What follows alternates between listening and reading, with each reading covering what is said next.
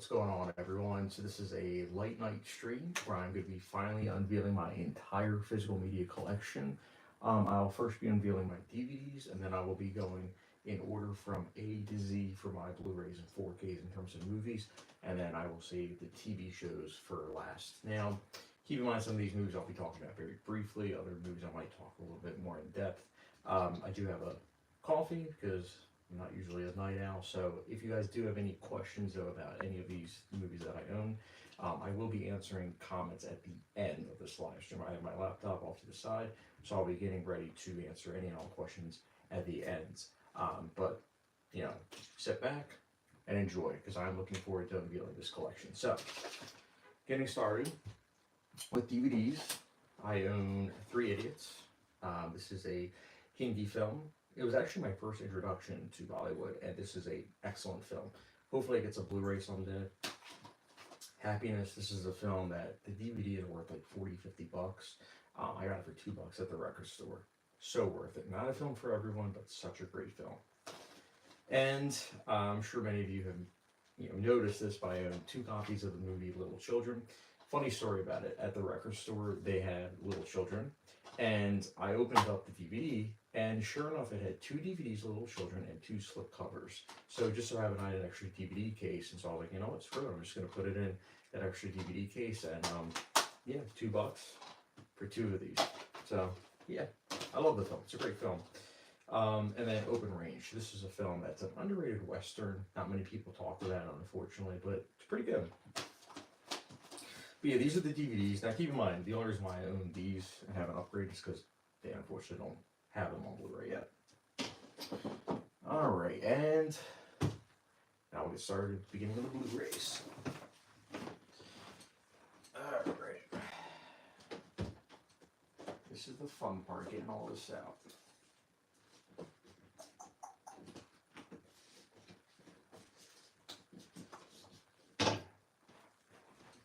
I don't mess this up on live stream.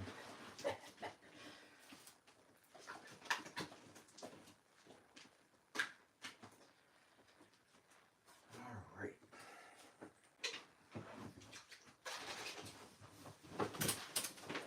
Alright, so going in order, we have 310 to Yuma. I own this on 4K.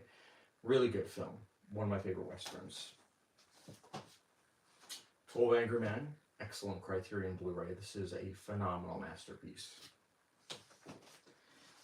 12 Years a Slave, a worthy Best Picture winner, a must-see for everyone. Not exactly a happy-go-lucky film. It is actually very sad, very dour, but it is a necessity for everybody to watch.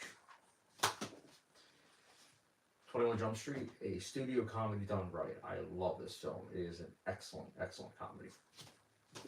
And the sequel, 22 Jump Street, also a really, really good studio comedy. Don't know if we'll ever get a 23 Jump Street. Honestly, I'm kind of okay with not getting another one, though, because I do think that these 2 films complement each other well. So, next up, this is a 2-for-1, 28 Days Later and 28 Weeks Later. 28 Days Later, I think, is a great film. At one point, it was actually my favorite Danny Boyle film. That's no longer the case, but I still love the film. I think it is really good. And then 28 Weeks Later, it's a good one-time watch, but I just haven't really had the desire to revisit it, but still, glad I own both of these. Next up, another Danny Boyle film, 127 Hours. I really like this film. It's not a film I come back to too often. In fact, I think the last time I viewed it was like 6 or 7 years ago, but it's a really good film. Next up, this is like a guilty pleasure. We have 300, Rise of the Empire, 3D. So I got this at the dollar store for $1, and I gotta say, it's so worth it. So worth it. Because it comes with not only the Blu-ray 3D, but it also comes with the regular Blu-ray. And I think it also comes with a bonus, a bonus DVD. So I got 3 discs plus a digital code for $1. Not bad. I actually like it better than the original 300. Sacrilegious, not bad. Next up, 500 Days of Summer, a quirky romantic comedy done well. Like this film quite a bit. Next up, 1917. Soars on 4K. Really, really good film. One of my favorites of 2019. And this is probably my favorite 4K. Just everything about this. And this is 2001: A Space Odyssey. Love the packaging. I love how it comes with collectible cards, collectible packaging, and then also a booklet. But the film presentation itself is just incredible. 2001: A Space Odyssey, I believe, was shot in like 70 millimeter, and it shows because the 4K transfer is phenomenal, just truly excellent. If you didn't buy this in 4K when it originally came out, it's a shame because, like I said, now it's probably just going to be coming like this, which is kind of like eh. But the actual full packaging plus the transfer in terms of the audio and video is just phenomenal. This is one of my favorite 4Ks, if not my favorite. Actually, I'm going to say it, it's my favorite. But there's another one that does rival it. We'll get into that later on. But great, great, great stuff. Next up, we have a double feature, Beautiful Mind and Cinderella Man. Love both films. I think that Beautiful Mind didn't necessarily deserve Best Picture in 2001, but I still really like the film, and I do come back to it every now and then. Cinderella Man, it's really good. It's a really good sports film. Russell Crowe in both films is phenomenal, per usual. Next up, this is a guilty pleasure of mine. We have The A-Team. It's not a good film. It's outrageous. It's over the top, but I enjoy it for that. And I gotta say, it's a film that every now and then I'll watch, and I have a lot of fun with it. Next up, About Time. This is a really good romance. It's a charming film too. Rachel McAdams is great in it. Donald Gleason is also good, and they have such charming chemistry. Really enjoy this film. Next up, this was a blind buy from Criterion. We have A Brighter Summer Day. This film is not going to be for everyone because it is 4 hours long. That is a daunting task for sure, but I do have to say after watching it, I'm glad that I blind bought it because it is quite a good film. Not a film I'm going to come back to too often because of the length, but it is still a good film. It's very organic in its presentation. Next up, another blind buy from Criterion. We have Ace in the Hole. Love this film. Love it. One of my favorite Billy Wilder films. Just truly a great film. A clear inspiration for the film Nightcrawler. Next up, we have Adaptation on Blu-ray. I haven't decided if I want to upgrade to 4K, but as it stands, really like Adaptation on Blu-ray, and I do think that this is one of Nicolas Cage's best films, if not his best. Next up, we have A Ghost Story. Love this film. It is such a sad, bleak journey, but truly a great film. David Lowery did such a great job with this film. Next up, this is a 4-for-1. It is the Alfred Hitchcock Classic Collection on 4K. It comes with Rear Window, Vertigo, Psycho, and The Birds. Of these four, The Birds is the only one I'm not really a fan of. I did give it a second chance on 4K and just But Psycho I love. Vertigo I also think is great, and then Rear Window is also great. And all of these are great transfers. Even The Birds, I do have to say, it is still a good-looking transfer. Definitely something every physical media collector needs in their collection. And we have Alien. This is the, what is it, the 40th anniversary? Yeah, 40th anniversary edition. One of my favorite Ridley Scott films. Truly a landmark for cinema. Great film. And now the fun part, gotta transfer all these movies back.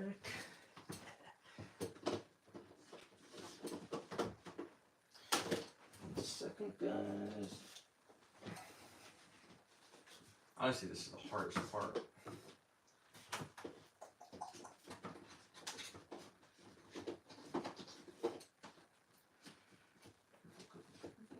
Alright. Now we have the next set. Oh, this next set's great too.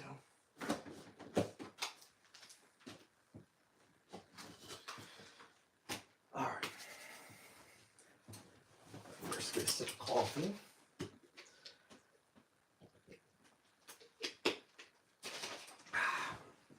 Alright. I mentioned Alien. I also own Alien Covenant.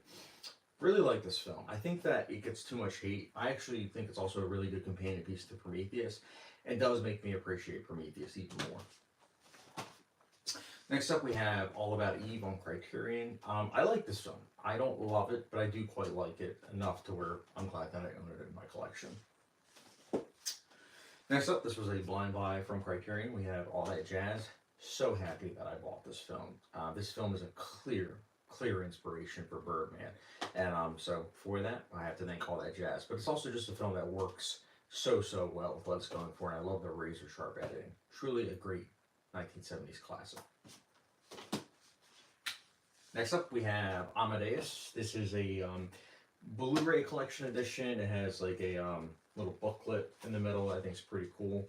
It also comes with a special CD compilation. The transfer itself isn't the best, but the film is magnificent. It is one of my favorite films of all time. If it does get a 4K transfer, I don't necessarily see myself getting rid of this edition because again, I love the collector's edition of this. But a film that if it gets a 4K transfer, again, I will be picking up because I do love this film. Next up, we have a guilty pleasure for sure. We have Ambulance. Yeah, I like this film. Is it outrageous? Is it over the top?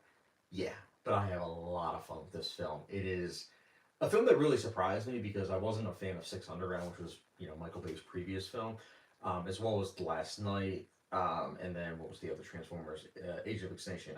I haven't liked Michael Bay's films in a while, so watching this and actually liking it enough to where I bought it on 4K for $10. It's a win in my book. Again, not a film for everyone though, because again, it is quite over the top. It's outrageous, but I enjoy it. Next up, we have American Animals. Yeah, I like this film quite a bit. It's a heist film that's based on a true story. It doesn't get enough discussion, I feel like, but it's a really good film. It came out in 2018. Next up, we have, as of right now, my favorite film, although I do go back and forth between this and Mulholland Drive, we have American Beauty. Will this ever go to 4K? Probably not, but I gotta say the Blu-ray still is worthy for the film. I do think that it is a great looking film, excellent cinematography, excellent performances, a masterpiece. What can I say? Next up, we have American Gangster. This film, I feel like, doesn't get talked about that much, which is a shame because I know when it came out, it was something that did get talked about quite a bit, but doesn't really seem to get discussed too much often now. It's a shame.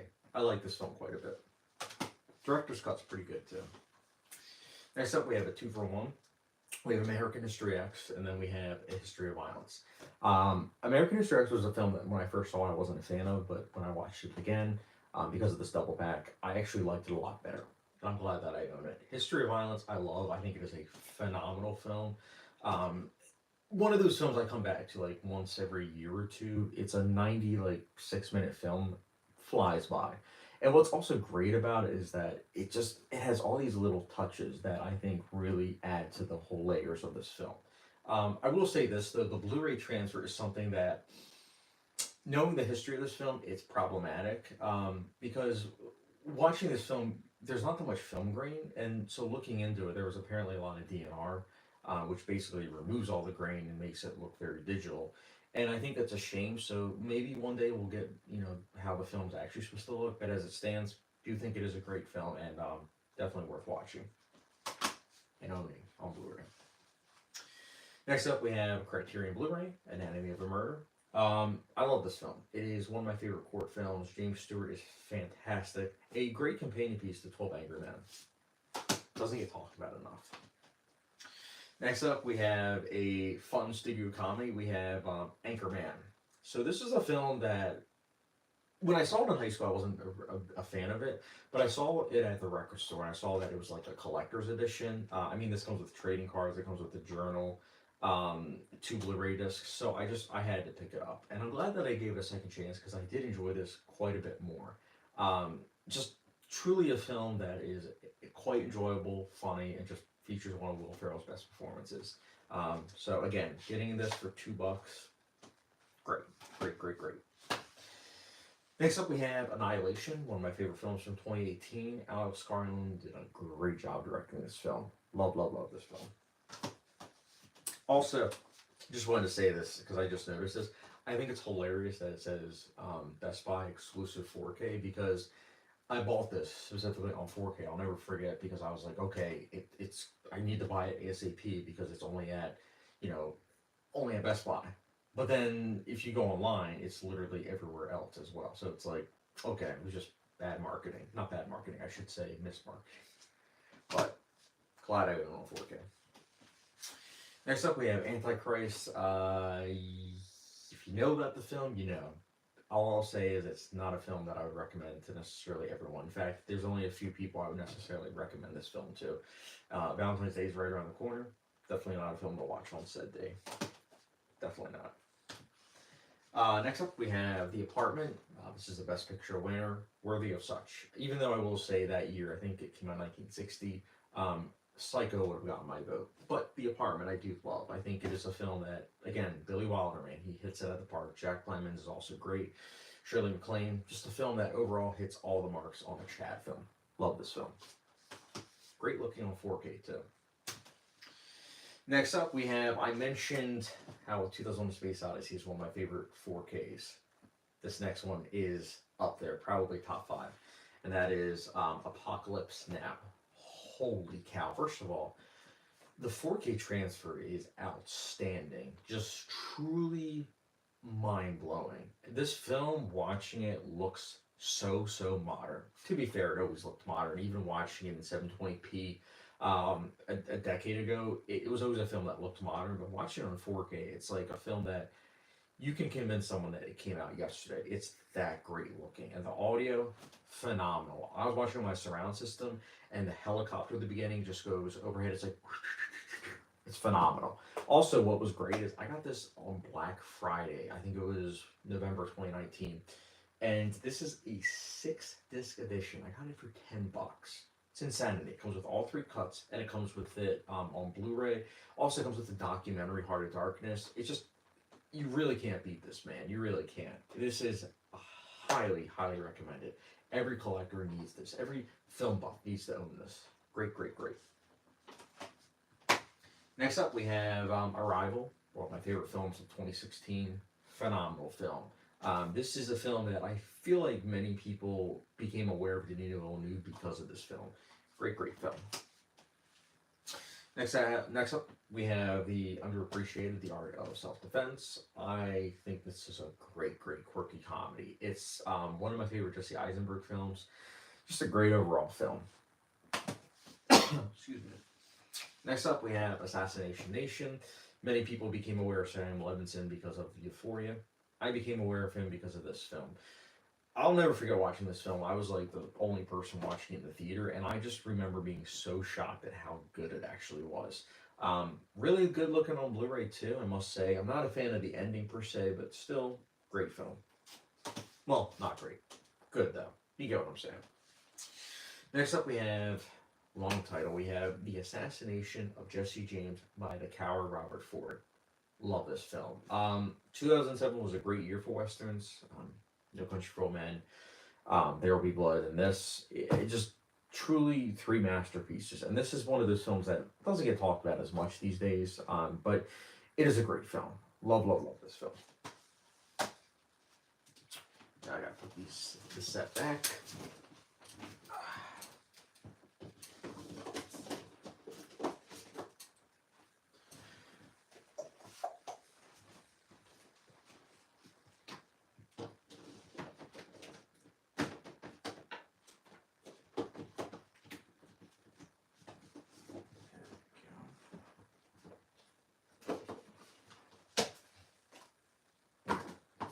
In case you guys are wondering, I own 500 plus movies, so it's a lot. But what can I say? I watched a lot of films. So, all right, another sip of coffee time. Let's go time. All right. Next up, we have Asteroid City. Love this film. Great Wes Anderson film. Atonement. Truly one of the best films of 2007. Second favorite Joe Wright film? Off the top of my head, I believe it is. Next up, Audition. I know I'm showing the back cover, but that's because the front cover is a spoiler. Go into Audition knowing nothing. It is a phenomenal international film. Watch it. Watch it. Next up, we have Avatar. James Cameron's Avatar. Great looking Blu-ray. I mean, I love also the collector packaging. I know it's out in 4K, but I just haven't really kind of pulled the trigger because I'm just like, I don't think I could give this up, man. This is such a great edition. Next up, we have Avengers: Infinity War. The Blu-ray, I mean, not the Blu-ray, the 4K is good for sure, but it's not like my favorite looking 4K, but it is good. I do have to say the audio leaves some desire for sure. But overall, I like the film. That's why I'm glad I own it on 4K. Next up, we have, in my eyes, when the MCU should have ended, we have Avengers Endgame. Really good conclusion. Really good. It's a good thing that they did not make any other films in the past 5 years. Next up, we have Babylon. Yeah, I like Babylon. Is it Boogie Nights-esque? For sure.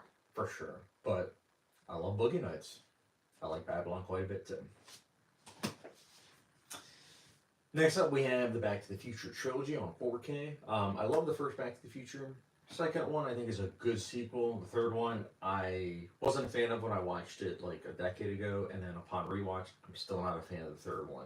In my eyes, the second one is when I'm going to be ending it the next time I watch this series. But really good looking on 4K.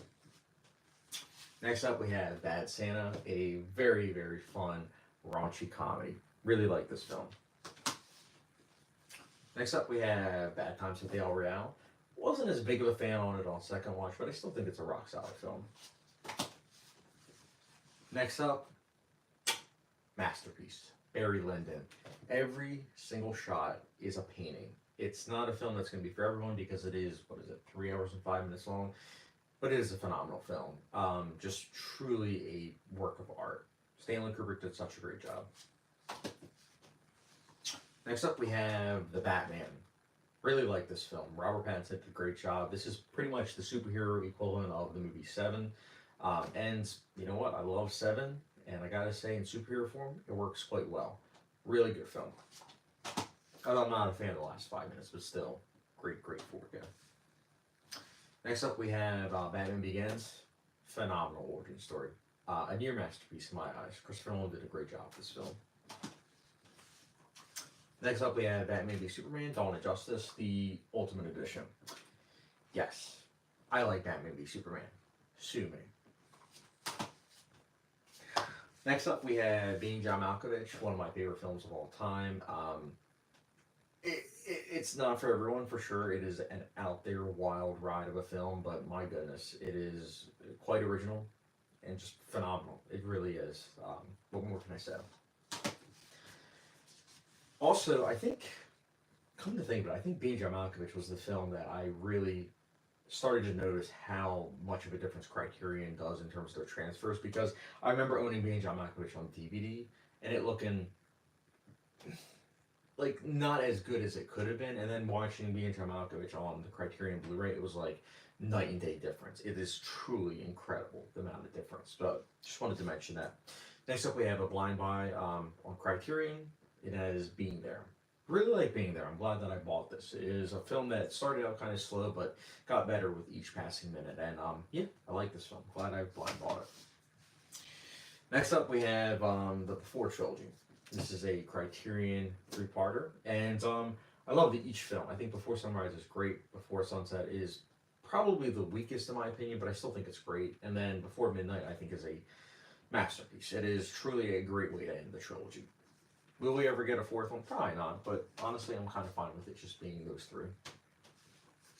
Next up, we have The Big Lebowski. Every now and then I'll hear people say, like, oh, comedies, you shouldn't care about filmmaking in terms of comedies. Like, what's the point? They're just supposed to make you laugh. And then I always use this as an example. Being John Malkovich is a film that, not Being John Malkovich, you can tell it's getting late. The Big Lebowski is a film that showcases that you can have a film be a comedy and give you a lot of laughs, but also a film that garners a lot of appreciation in terms of the filmmaking. I absolutely love the cinematography in this film. Roger Deakins did a phenomenal job with this. It is extremely well shot. It's extremely well paced. It just is an overall great film. Love The Big Lebowski. And we have The Big Short, a film that when I first saw it, I thought it was good, but upon rewatch, I liked it even more. I just think it's one of those films that as I've gotten older, I just think it's gotten better and better. Definitely a film that's a lot, though, because there is a lot of talking, and it is, again, talking about the stock market and everything, and, the house crash and everything. It's a lot. It's a lot of information thrown on viewers' ways, but it's that trust that I really like about this film, that it's trusting the audience, but at the same time also teaching the audience. It's an interesting balance act, for sure. Not a film that's going to be for everyone, but I liked it. Now I gotta put these bad boys back.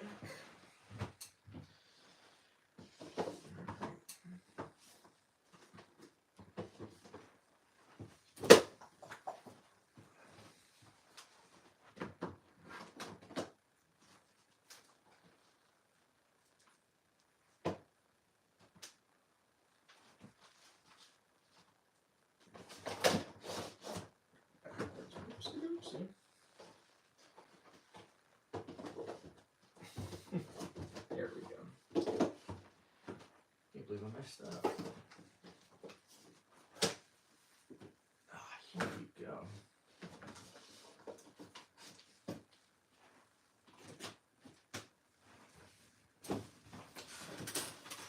I'm just going to take a sip for each next one I do. Alright. Next up we have Birdman, or The Unexpected Virtue of Ignorance. Great film. Great film. One of my favorite films of all time. Black Klansman. Great film. One of my favorite Spike Lee films. Black Panther. A great... Actually, no, I shouldn't say great. A really good film. It is top 3 MCU films in my book. I mean, honestly, I'm just going to say right off the bat, there's only 3 MCU films I own. You already saw the 2 Avenger films that I own and Black Panther. The other ones I just think are to disappointing. But I really like Black Panther. It has its issues for sure, but I think it's good. Next up, we have Black Swan. Love this film. Love it. One of my favorite films of the 2010s. Blade Runner. Love this film. One of the finest 4Ks. Finest films of all time as well. And a sequel that somehow, some way, is just as great. Blade Runner 2049. Phenomenal 4K. Truly a masterpiece. What can I say? What more can I say? Blowout. This was a blind buy on Blu-ray, and I really like this film quite a bit. It's got one of my favorite endings. Just an overall very well put together film. One of John Travolta's best films. Next up, this was a blind buy. We have Blue is the Warmest Color.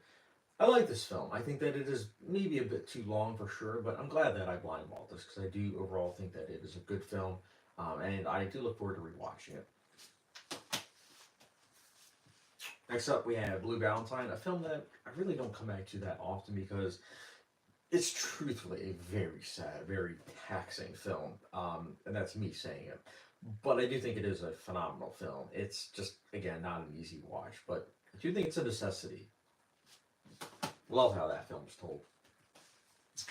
Next up, we have Blue Velvet, one of my favorite David Lynch films. One of the best villain roles I've ever seen in Dennis Hopper's Frank Booth. Just truly a menacing performance. Not a film for everyone, for sure, but one of the best suburban films. Up there with, like, Little Children, American Beauty, and Happiness. Oh, love that film. Next up, we have Bombshell. Rock solid film. Not a perfect film by any means, but I do think it is a film that should be watched at least once, but it's not a great film by any means. But it is a rock solid film, and it is a film that probably revisit once every 5-6 years. But I'm glad I own it. Next up, we have Boogie Nights. Don't know if we'll ever get a 4K. Actually, what am I saying? I'm pretty sure recently I heard that we might be getting a 4K. But either way, love this film. One of my favorite Paul Thomas Anderson films. Just truly a masterpiece. Next up, we have Bottle Rocket. This was Wes Anderson's debut film. Not my favorite of his. In fact, I think it's one of his weaker efforts. But at the same time, watching it, it's very clear to see that from an early age, he was someone that was a director to be reckoned with. I like this film. Next up, this might take a little bit of time to talk about. So next up, I have the Ultimate Collection, the Bourne, trilogy, the Bourne series, all 5 films.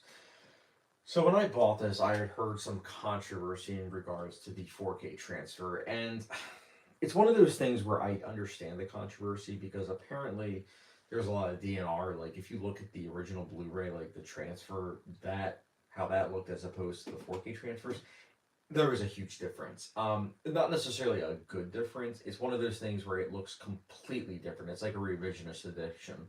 And part of me thinks that it looks decent enough, but the other part of me is like, I don't think that they should have used DNR for this series. But I will say the packaging is good. Like I do like the fact that it comes with all 5 in like this type of way. But it's one of those things where if you do own the Blu-rays of the Bourne series, I would say just stick with those. I don't know. Maybe we'll get, a proper 4K restoration for this series that it hasn't, basically smoothed it out and, done some revisionists to it. But still, I love the Bourne trilogy. I do think that the Bourne Legacy is disappointing, and Jason Bourne, it has some entertainment value, but I do think it's a series that should have ended with the Bourne Ultimatum, if I'm being 100% honest. But still, I do love the series, the first 3. Next up, we have Boy Erased, a great film. Not a film I come back to too often, but it's still a film that I'm glad that I own. Because if I am ever in the mood to watch it, I can watch it. Seen it twice, really good film. Next up, we have Boyhood. Phenomenal film. Haven't watched it in a while, truthfully. I think, what was it, 2017, 2018? Either way, it's been a while, so I do need to rewatch it at some point soon. Next up, we have Braveheart. Solid film. Not a huge fan of it, but I can respect it. Next up, we have Bridge of Spies. Spielberg film. Does a great job. Tom Hanks does a great job. Just an overall, very well put together film. One of my favorites of 2015. Alright.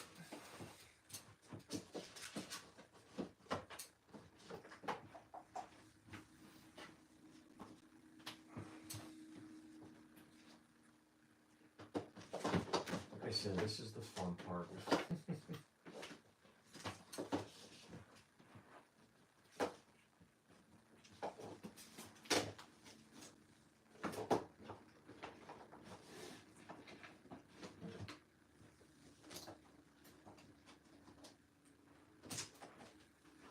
Alright.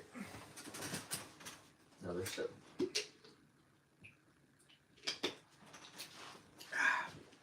Alright. Next up we have The Bridge on the River Kwai, a excellent 4K, and the audio, phenomenal.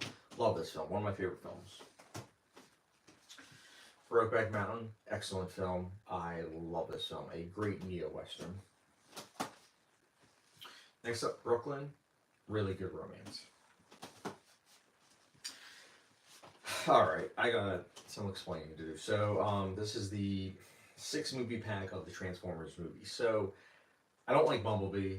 Transformers, the first one, is kind of a guilty pleasure. Transformers 2, upon rewatch, realized that I didn't like that movie. And then Transformers 3 is a guilty pleasure. Like, I thoroughly enjoy that film, even though I know it's quite flawed.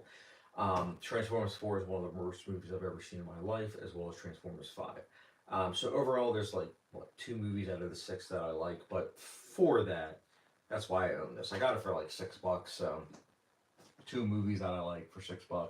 It's worth it on Blu-ray. But again, not a good series. In fact, it's more miss than hit. But again, what can I say? I like Transformers Dark of the Moon. Soon. Next up, we have Call Me By Your Name. Love this film. Love it. It's just such an easy breezy watch. Great film. Next up, we have Candyman. This is the reimagination / sequel. I really like this film. This was actually one of my favorite films from 2021.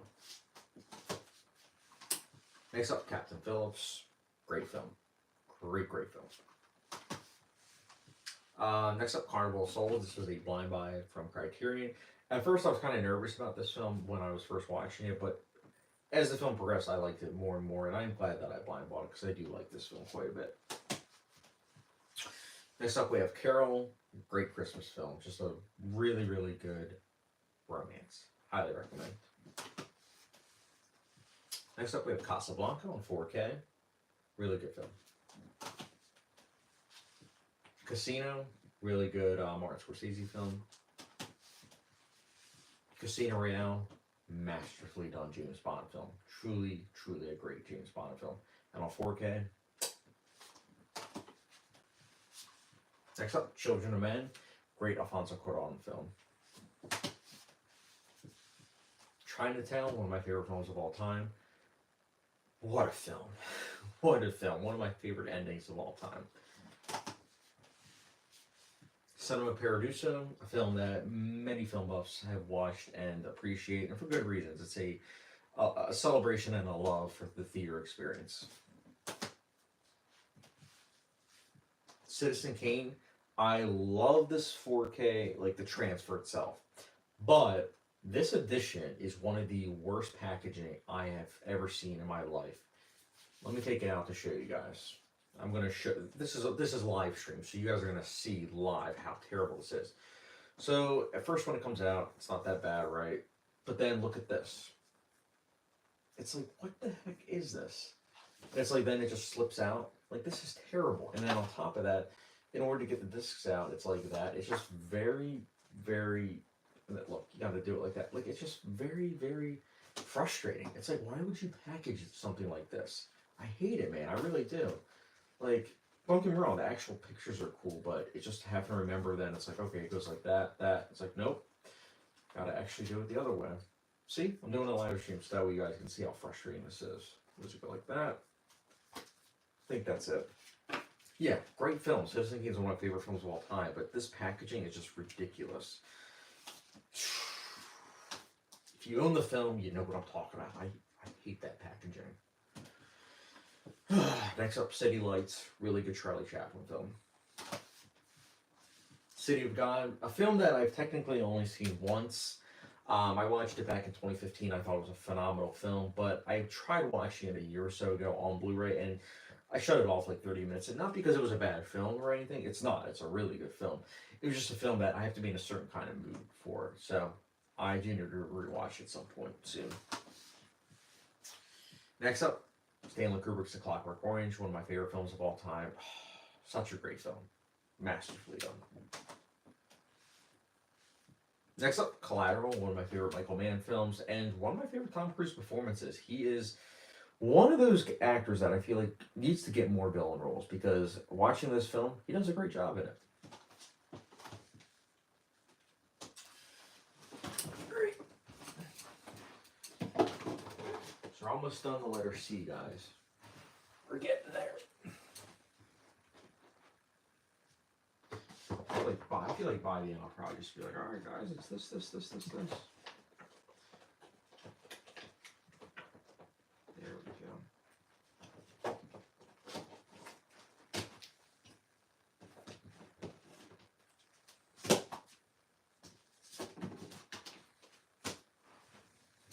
As you probably noticed, I'm in a lot of Criterions, which is funny because pre-pandemic, I didn't really have too many, but pandemic changes solid in it. Next up we have Come and See. Really, really good film. And on Criterion, the Blu-ray is phenomenal. The Conjuring, yeah, I really like this film. One of my favorite mainstream horror films. The Conjuring 2 is also a really good sequel. Contagion, this is the film that made me the germaphobe that I am today. Great film. Have some issues, but still, I really like it. Next up, Cool Hand Luke, really good film. A classic. Crash, not the one that won Best Picture. This is the David Cronenberg film, the one that you probably won't watch with your family, that's for sure. Truly an interesting film, and one that I would not recommend watching before you're heading to the road. That's all I'm going to say. Really good film, though.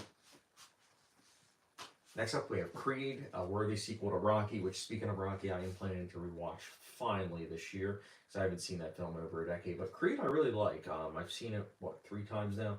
Really good film.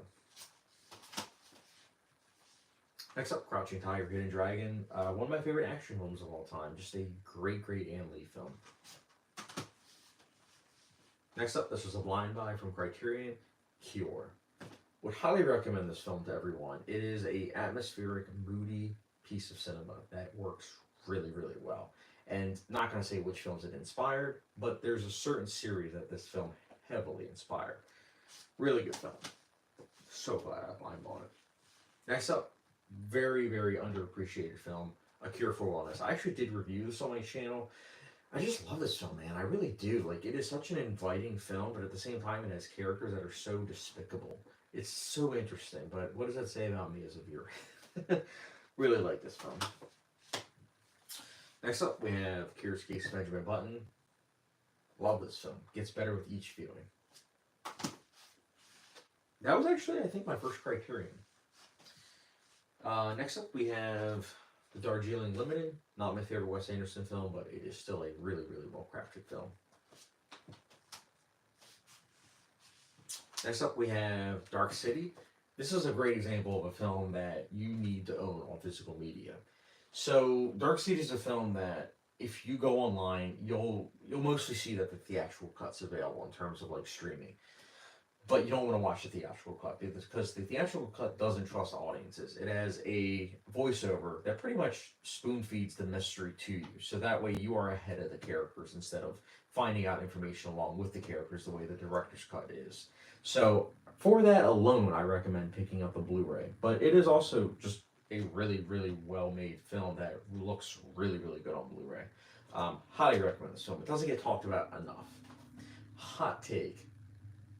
I actually like Dark City better than The Matrix. And I'm going to get tomatoes thrown my way, but I really like Dark City. Next up, we have The Dark Knight. My favorite superhero film, just a masterpiece. Just, what more can I say? I love this film.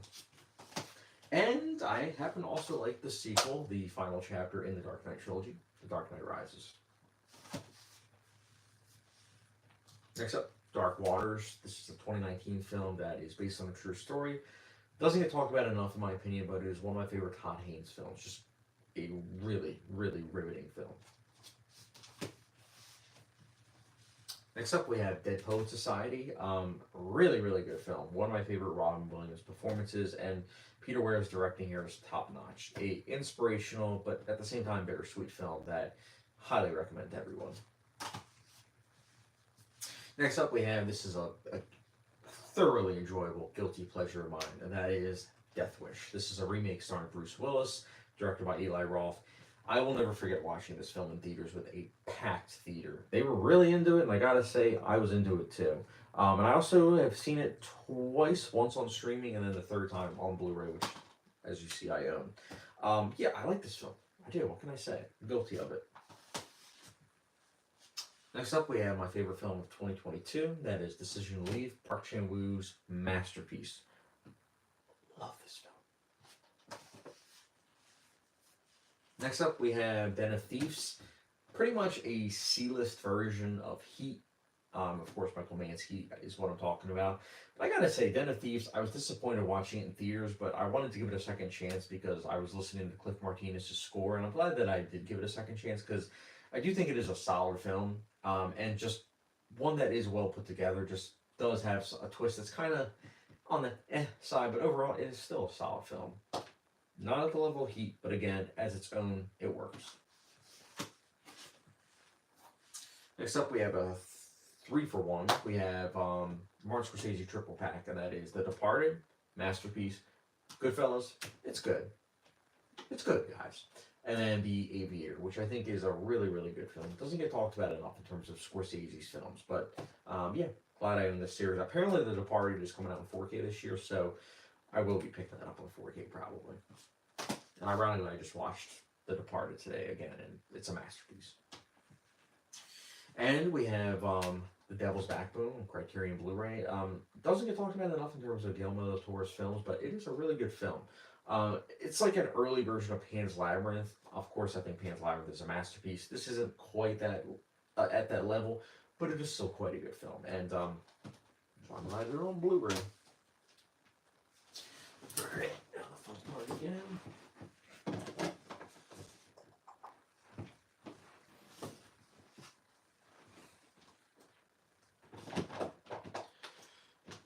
Alright, I think we're reaching the end of D, section D, and then we'll be heading into E. So I think we're making pretty good progress. Actually, just make sure it's still going. Yeah, alright, cool. Still going. Alright. Another sip. Alright. Next up, we have a film that was a huge inspiration for Alfred Hitchcock's Psycho, and that is, I think I'm going to mispronounce this, Diablo Co. Really good film. If you have the Criterion channel, I would highly recommend checking it out, or just blind buy it on Criterion Blu-ray, because it is a really good film. Die Hard, really good Christmas film. Yes, it's a Christmas film. Love this film. District 9, one of my favorite sci-fi films of all time. Fantastic 2009 film. Django Unchained, a really good neo-western. Quentin Tarantino, one of his best. One of his best. Next up, we have Doctor Sleep, which is it as great as The Shining? No, not even close. But I do think it's a rock solid film. I've actually watched it what 4 times, I think. Every time I always think that it's just rock solid. But it is a film that I still appreciate. But it is a film that if you hate it, I get it. I do get it. But I still like it. Next up, we have Do the Right Thing, Spike Lee's probably his best film. Yeah, I think I have it as his number one. I love this film. I think it's great. I also love the packaging, just how big it is, and then on top of it, the booklet it comes with, the special features. Just an overall great edition. Looks phenomenal too. Donnie Darko, solid film. I like it. That's why I own it. Don't Look Now. It's funny because I remember when I bought this on Blu-ray, it was like shortly after it went out of stock on Criterion, and they said that it was going to be coming back in stock. And I was like, oh wow, so now I have a rare Blu-ray. But then it got a 4K transfer in terms of like it being on 4K. Is this a oh no, this is a 4K transfer. So it's not a 4K, but it is a 4K transfer. So it's not rare anymore, but I'm still glad that I own it on Blu-ray. Next up, Double Indemnity, one of my favorite noirs. Really good film. Tight writing. Doubt. This is a really good film. I absolutely love how each time I watch it, I catch different things, and I just love the acting. Philip Seymour Hoffman gives a powerhouse performance. Viola Davis, Meryl Streep, Amy Adams. Just truly a well-made film. Oh boy, I have to remember the whole title. Next up is Doctor Strangelove, or How I Learned to Stop Worrying and Love the Bomb. It's a really good film. I still, watching it a second time, I still haven't said like, yeah, it's a laugh out loud funny movie. But I'm hoping that when I watch it the third time, that it is one of those films where I'm like, yeah, it's a really well-made film. It's really good, but then it's also hilarious. I hope that I get to that point. But for now, I think it's a really good film. Next up, Bram Stoker's Dracula, directed by Francis Ford Coppola. A really good film. It's kind of hampered, unfortunately, by Keanu Reeves' performance, but still a really well-made film, and it looks great on 4K. Next up, we have Nicholas Winding Refn's Drive. Love this film. One of my favorite films in 2011. Next up, we have Dune. Great film. One of my favorite films of 2021. Dunkirk. So this is one of those things where I have some explaining to do. So I own Dunkirk on 4K, but it didn't come with. So let me reel that back a little bit. Dunkirk I originally owned on Blu-ray, but I wanted to then pick it up on 4K after a couple years, and the 4K didn't come with the slipcover, so I just got my Blu-ray slipcover and I just put it on the 4K. So I own it on 4K, but I had the slipcover for the Blu-ray on the 4K, if that makes sense. But yeah, this was a great experience. I really like Dunkirk. Not my favorite Nolan film, but I still think it is really good. Next up, we have Eastern Promises. Great film. One of my favorite gangster films. It's also kind of crazy because similar to A History of Violence, it's a film that's not that long. It's only like 100 minutes. Yeah, 101 minutes. But it's a film that packs so much storytelling into it, and it's really well done. Next up, we have Ed Wood. I absolutely love this film. This is one of, if not Tim Burton's best films. Doesn't get talked about enough, but I love this film. Next up, Election. Really good film. Alexander Payne's near masterpiece. The Elephant Man. Not my favorite David Lynch film, but it's still really good. The Equalizer. I have a soft spot for this film. I think it is quite good. It is my favorite Antoine Fuqua film, although I do battle back and forth between this and Training Day in terms of my favorite of his work. It really just depends on my mood. But as a straight-up action film, I really like this film, especially on Blu-ray. And we have Denis Villeneuve's Enemy, starring Jake Gyllenhaal. This film really doesn't get talked about enough, but I think it is a film that is so good, especially if you like Mindbenders. I must have seen this film at least a dozen times, because when I first saw it, I watched it like, I think at least 3 or 4 times in the first year that I saw it. It was that impactful for me. Love also that this film is only 90 minutes long, but it packs so much into it. Really good film.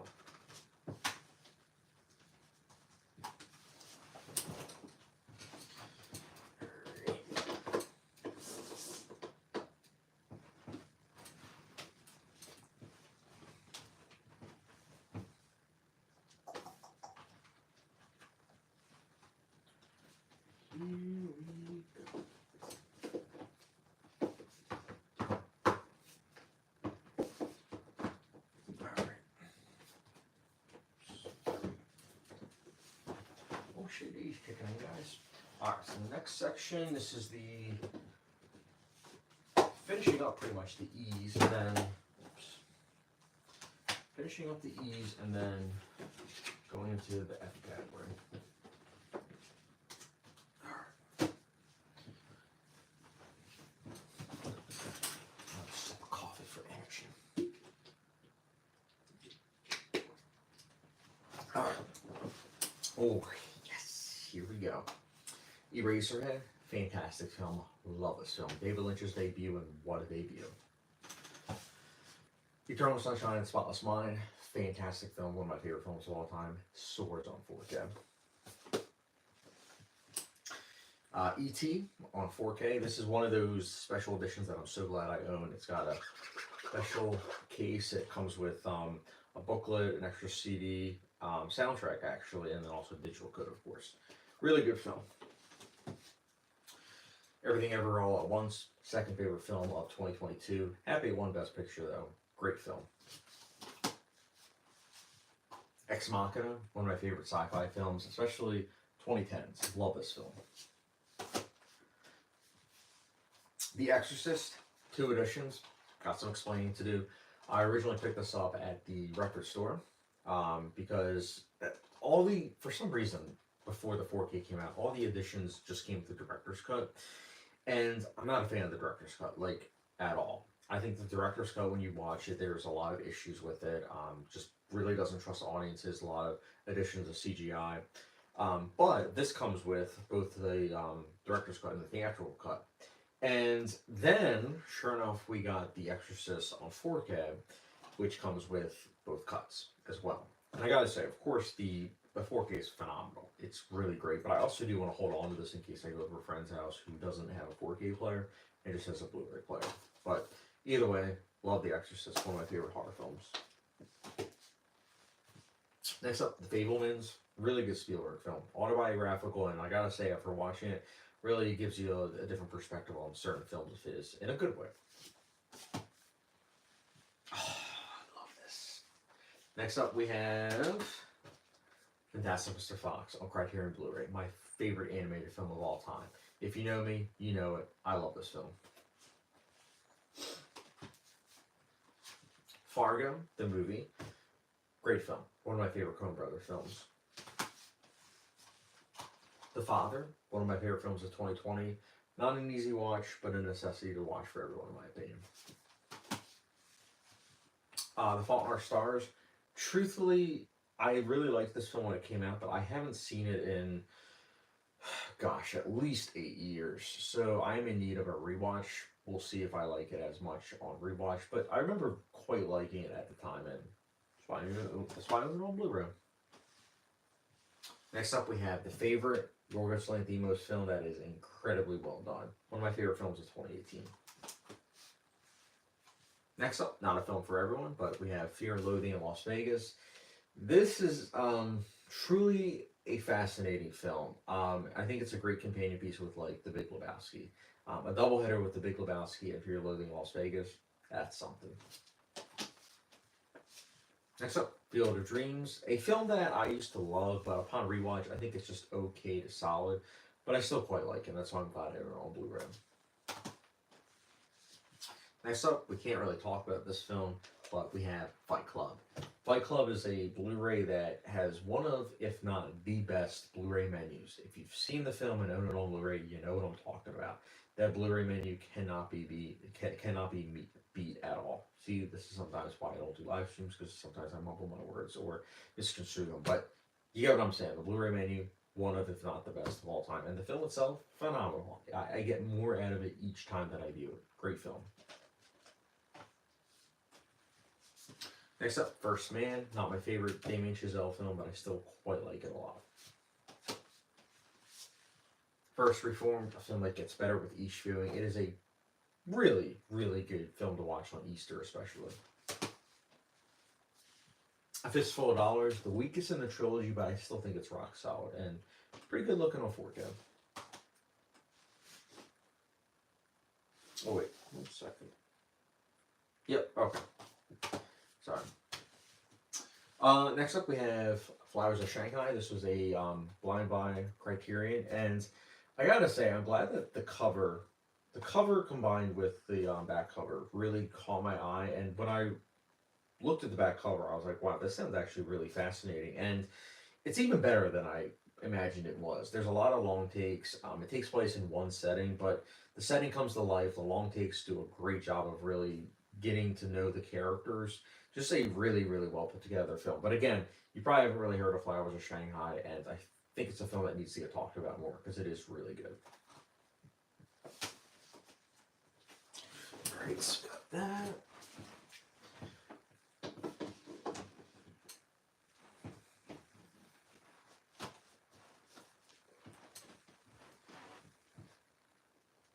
We're just about done the F section, guys.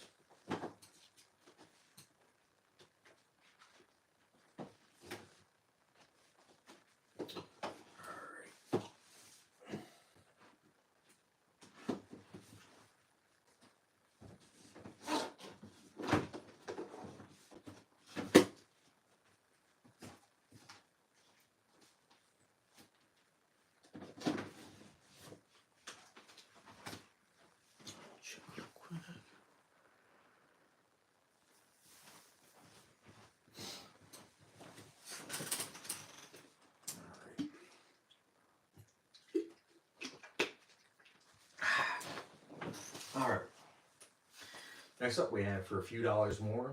I like this better than A Fistful of Dollars. I think it is a really, really good film, and it's one that on rewatch I liked even more. And 4K is really, really good looking. Ford v Ferrari. I like this one quite a bit. The Fountain doesn't get talked about enough. Really, really like this film. It's mind bending. Frost Nixon. Good film. I like it. The Fugitive on Blu-ray, The Fugitive on 4K. Owned it on Blu-ray, and then the 4K came out, but unfortunately the 4K only comes with the 4K, not the Blu-ray. So, again, same thing applies where if I go over someone's house that doesn't have a 4K player, I can show them the Blu-ray. Great film, though. The 4K transfer is phenomenal, especially the audio aspect. One of the best paced films.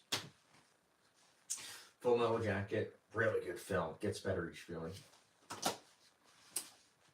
David Fincher's The Game. Not my favorite of his by any means. In fact, I do think the third act is kind of weak, but I still like this film quite a bit.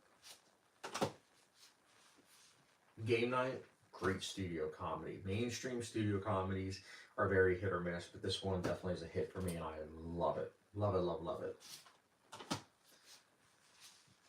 Gattaca, a film that is slowly beginning more and more discussion and reappraisal, and I'm glad because this is one of the best scores I've ever heard. Ethan Hawke does a great job. Uma Thurman does as well. It's a film that I've come across more and more with each passing year of like wanting to view it again. I really like this film. The Gentleman, directed by Guy Ritchie. A lot of fun. I like this film. Get Out, one of the best films of 2017. Girls Trip, a surprisingly funny film. I like this film. Girl with the Dragon Tattoo, one of my favorite films of all time. I absolutely love this edition because it comes with, of course, the Blu-ray, but it also comes with the DVD. And I'll never forget when I opened up the packaging and I saw the DVD and I was like, wait a minute, is this a pirated version? Like, I literally looked it up and I was like, is this pirated? And apparently some other people were also talking about that because the disc looks pirated.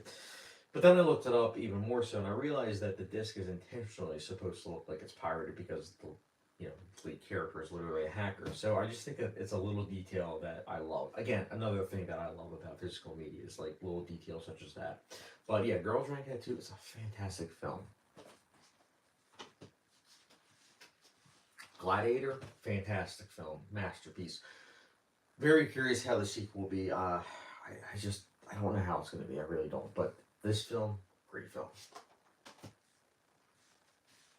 Next up, Glass. Gets too much hate in my opinion. I like this film. Next up, Glengarry Glen Ross. A film that mostly takes place in one setting. Very dialogue heavy, and yet it is riveting. Next up, This is also one of my prized possessions in terms of 4Ks. We have the Godfather trilogy. Godfather 1, Godfather 2, two of the best films I've ever seen. Masterpieces. Godfather Part 3, only seen it once, not going to visit it again. Yeah, it should have ended at Part 2. But, holy cow, 1 and 2, the transfers are just phenomenal. Highly recommend this trilogy, set, I should say. I can understand though why someone might just want to buy 1 and 2 on its own, but if you look at the pricing, just buying the trilogy outright is cheaper than buying the first and second on its own. But great trilogy. Looks amazing on 4K. Next up, Charlie Chaplin's The Gold Rush. Really good film. One of my favorite silent films. And we have Gone Girl. This is another film that is one of my favorite films of all time. It's in my top 5. But what I especially love about this film, besides it being a masterpiece and very well acted, is that the packaging. The packaging actually comes with one of the amazing Amy Cowell books. Again, it's little details like this that I really appreciate, because if you've seen the film, you know what this book is. And so just one of those things where it's like, you don't get that on digital. You really don't. What a great film. Alright, I think, whoa. Knew it was going to happen eventually. Oopsie whoopsie.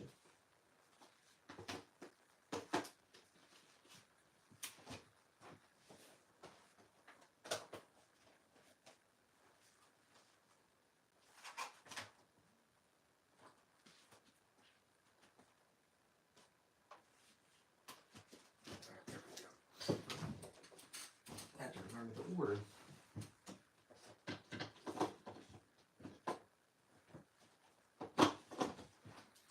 Oftentimes on the spot.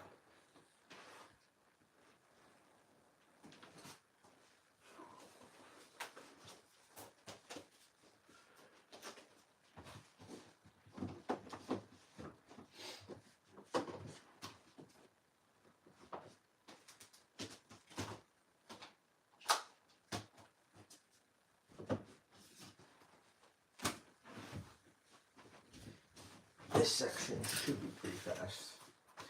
We have The Good, the Bad, the Ugly on Blu-ray, The Good, the Bad, the Ugly on 4K. I originally owned it on Blu-ray, but then I heard it came out in 4K, so I picked it up in 4K. The reason why I own both editions is because this comes with both the theatrical and the director's cut, as opposed to this just comes with the theatrical cut. So if I ever want to watch a director's cut, I have it. And, and then I also own The Good, the Bad, and the Weird, which is the Korean version of The Good, the Bad, and the Ugly. I really like this film.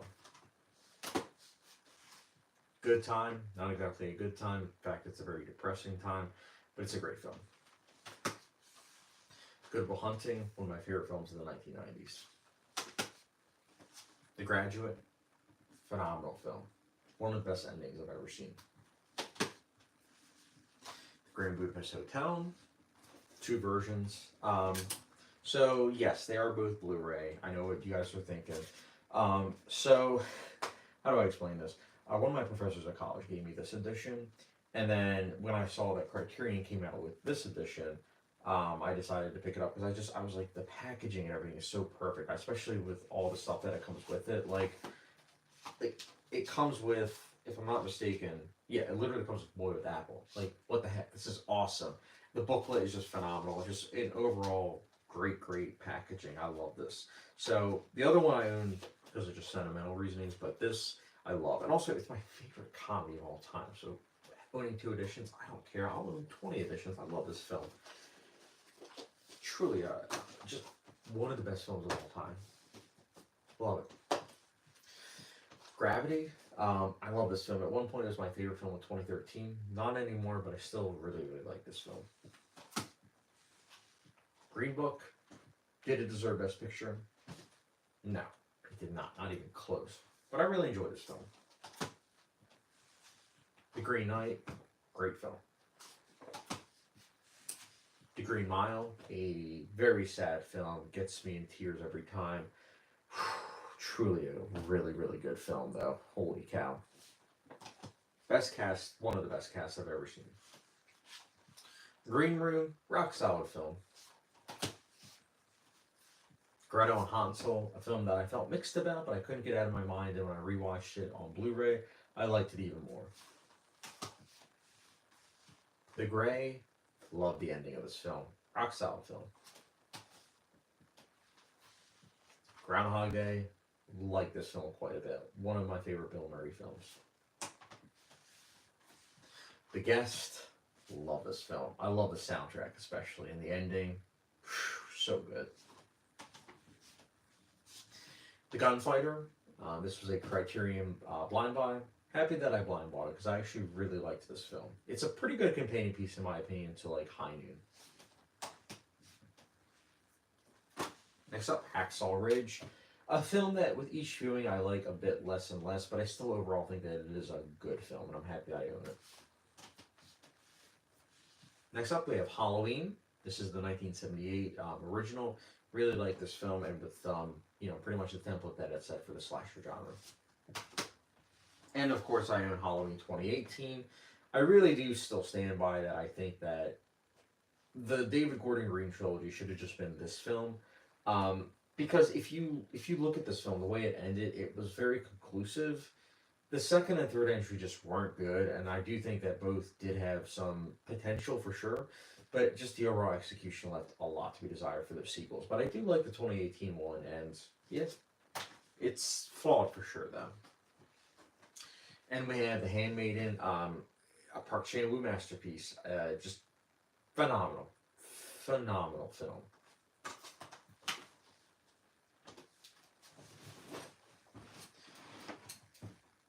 Alright, we're just about done the... I was just about to say we're done the H section just about, but that is not the case.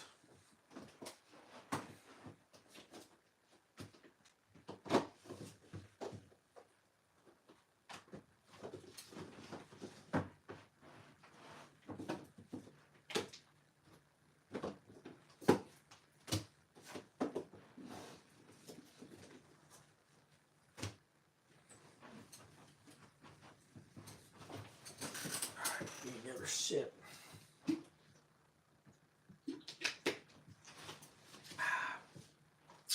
The Hangover. I don't love this film the way a lot of people do, but I do think that it is quite enjoyable. Hannah. This is the film that actually got me into rating films in the first place.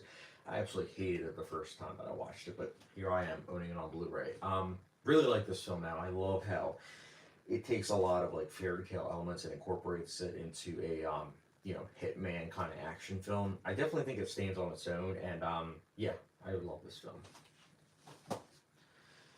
Next up, we have Harakiri. This is a blind buy Criterion, and I gotta say, I said it in my review on Letterboxd, but I'm so glad that I have a Letterboxd because Letterboxd, this was one of the most highly rated films on there, and it's what first caught my eye as well as the cover. Like, look at this. You just look at this and you're like, And then you read the back cover and you're like, okay, let me check this out. And then you check it out, and it turns out it is genuinely fantastic. I love this film. One of my favorite films of all time now. So good.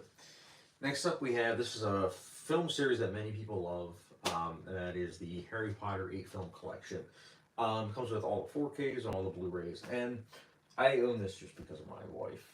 She loves the Harry Potter series. For me, the movies, they range from like middle of the road to okay to some of them being like rock solid. Like, I genuinely think that my favorite might be, I always get the titles mixed up, Prisoner of Azkaban or Deathly Hallows Part 2. I think that Deathly Hallows Part 2, upon first viewing, I wasn't that big of a fan, but when I watched it the second time, I actually liked some of the emotional moments. Like, I think they actually worked quite well. But a series I still respect, but holy cow, some of these are like a little too long in my opinion, but still respect the series. Next up, we have The Hateful Eight, a great film to watch on a nice wintry night. Really like this film. Also, I love how it's a rarity these days, but I love how it comes with this little like flap. Really good film. I got this for $4 on Blu-ray. Came with the slipcover, came with the flap. Such a great film. Next up, we have Heat. I've owned this on DVD. I've owned it on Blu-ray. Now I own it on 4K. Great film. Her, one of my favorite romances, just truly a magnificent film. Hereditary, a terrifying horror film that also works as a family drama. Just one of the best A24 films. Ari Aster's debut, which is insane. Just a masterpiece overall. Hero, a film I don't come back to too often, but I quite like this film, especially the way that it unfolds in terms of the narrative.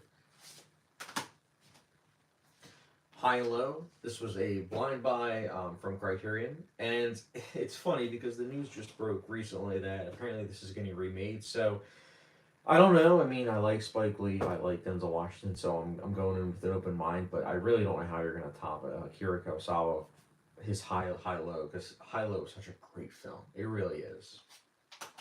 Glad I blind bought it. It's really good. Next up, we have Horrible Bosses. This is a enjoyable film. I like it. Yeah, just about it. Next up, Hotel Rwanda, a film I don't come back to too often, but it has definitely stuck with me over the years, and yeah, glad I own it on Blu-ray. Next up, we have House. Yeah, I really like this film. It is a horror comedy, and it is bonkers. So good. Next up, we have Martin Scorsese's Hugo. Really like this film. When I was younger, I wasn't a fan of it, but that's why I'm glad that I revisited it, because as I got older, I was thinking about all this silent film like references, and I was like, this is a film I feel like now that I'm a huge movie buff and movie critic, I feel like now I would like really appreciate this film. And I was right. It's a film that now I don't find it to be boring and dull and everything. I find it to be fascinating, and I just think it's really well made, man. Like, it's a really, really good film. Definitely one of the best films of 2011. Next up, we have The Hunt. A very frustrating experience, but like a really, really interesting and rewarding experience as well. Mads Mikkelsen's performance is phenomenal, and it's truly a great film. Next up, we have The Hurt Locker. Not my favorite film of 2009, but still, I really like this film. The Imitation Game. Really, really like this film. Inception, good film. Used to think it was a masterpiece. Now I don't think it is, but I still think it's a good film. And we have Indiana Jones on Blu-ray. This is, I actually, you know what, I'll pull it out now as well. So I own this on Blu-ray as well as 4K.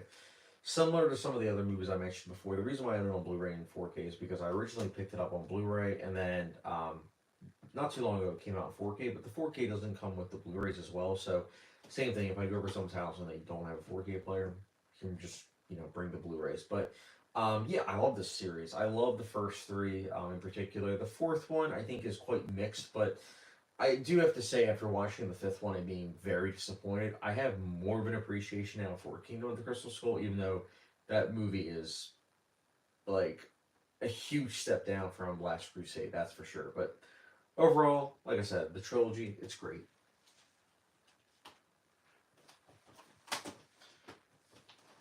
Great, I think we're just about done with the eye section. No, no, no, never mind. Oh, it's late, because I'm like, oh, we're just about done that section, and then it's like, nope, not even close. But we are almost done this half of the room.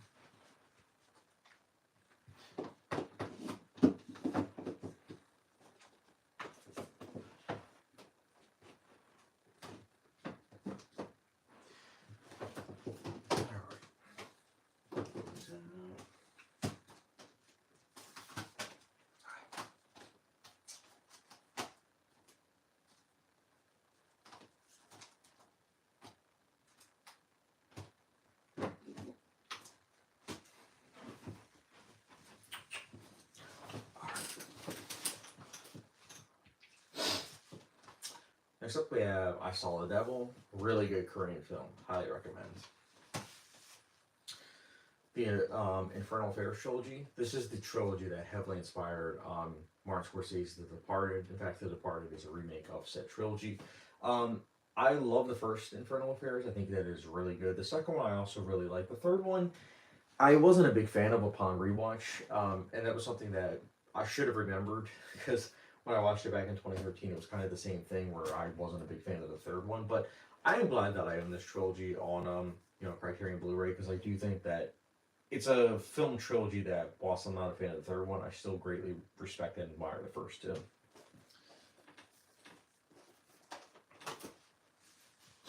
Next up, Inglourious Bastards. I like this film quite a bit.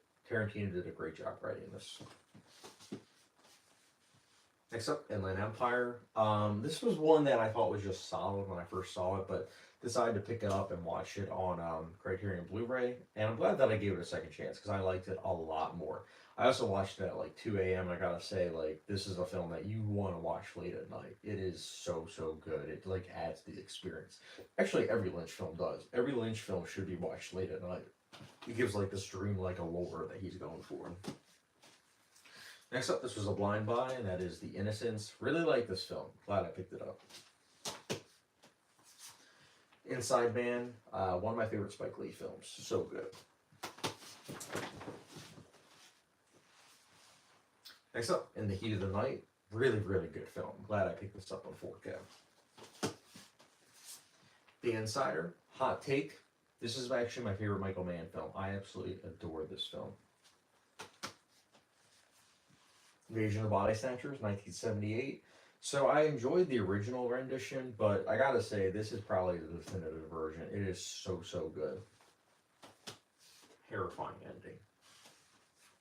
Next up, Insidious. Rock solid film. There are some elements that I like really like about this film. It does falter in some areas, but overall, I like this film. Interstellar, what a powerhouse film. I really like this film. The Invisible Man, flawed for sure, but I do overall think that it's good. The Irishman, one of my favorite Scorsese films. I think it is so good, and it's got one of the best last shots in a film in the 2010s. Next up, The Island. Similar to other Michael Bay films that I own, like Ambulance and some of the Transformer movies, this is a guilty pleasure. It is by no means a good film, but I do thoroughly enjoy it. Next up, Isle of Dogs, one of my favorite animated films. Love this film. It Comes at Night, it's good. It Follows, quite good. It Happened One Night, it's good. And It's a Mad World. Really like this film. It is a wild comedy. Definitely a film that doesn't get talked about enough, in my opinion, but I really like this film. It is insanity. So good. Alright, and guys, we're done the first half of the room.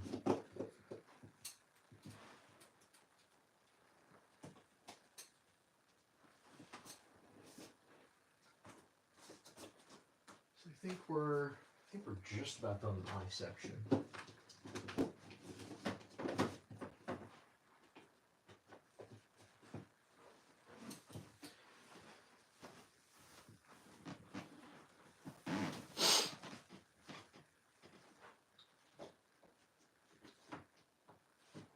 me see if you guys can see. Nope, you can't.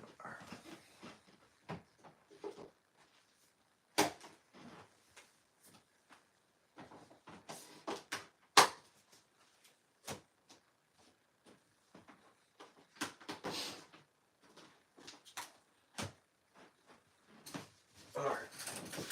Now we're on this half of the room.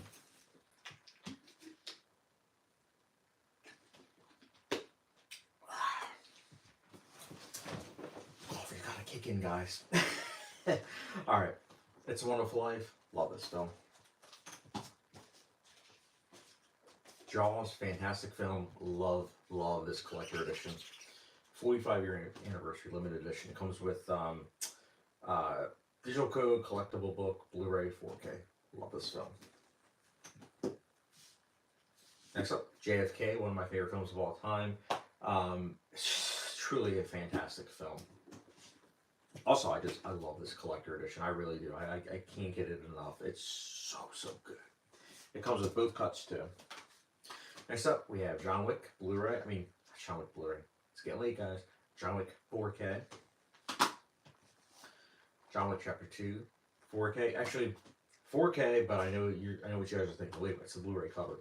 So what happened was, I used to own it on Blu-ray, but I decided to upgrade on 4K, but the 4K did not come with the slipcover, so I put the Blu-ray slipcover on the 4K.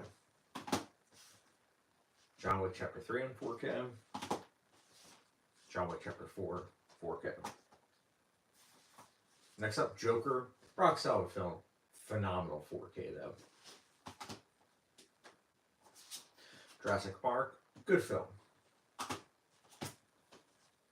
Justice League. I like Justice League. I don't love it as much as other people. I do think that the flashy scenes do kind of dilute what the film's overall going for, and I do think that's a little bit too long, and I also not a fan of the last 20 minutes, but overall, I do think it's a rock solid film. I like it. Kick-Ass. Love this film. The Kids Are Alright. Really good film. There's a reason why I got a Best Picture nomination. Next up, Kill Bill Volume 1. This was a film that I originally did not like. In fact, I hated, but upon rewatch, 2 other rewatches, I should say, third viewing, it finally clicked that I really like this film. Part 2 is really good too. Next up, The Killing, Stanley Kubrick film, needs to get talked about more. It's really good. Next up, Killing of a Sacred Deer, really good Yorgos Lanthimos film. Kingdom of Heaven, this comes with 3 cuts. Theatrical cut, what's the other one called? Roadside Edition and Director's Cut. Director's Cut's the one I always look towards, and I think it is a great example of a Director's Cut really enhancing a film. Looks good on Blu-ray too. Next up, King Kong. This is the 2005 rendition by Peter Jackson. Really like this film. It is just a great example of a monster film done right. Next up, we have Criterion Blu-ray that was a blind buy. Clute. Really like this film. Really, really good. Knives Out. Ryan Johnson film. Whodunit. Really, really well done. Next up, this was another blind buy. We have Kuroneko. Really good film. It's very atmospheric. Definitely not a film that's for everyone, but I really like it.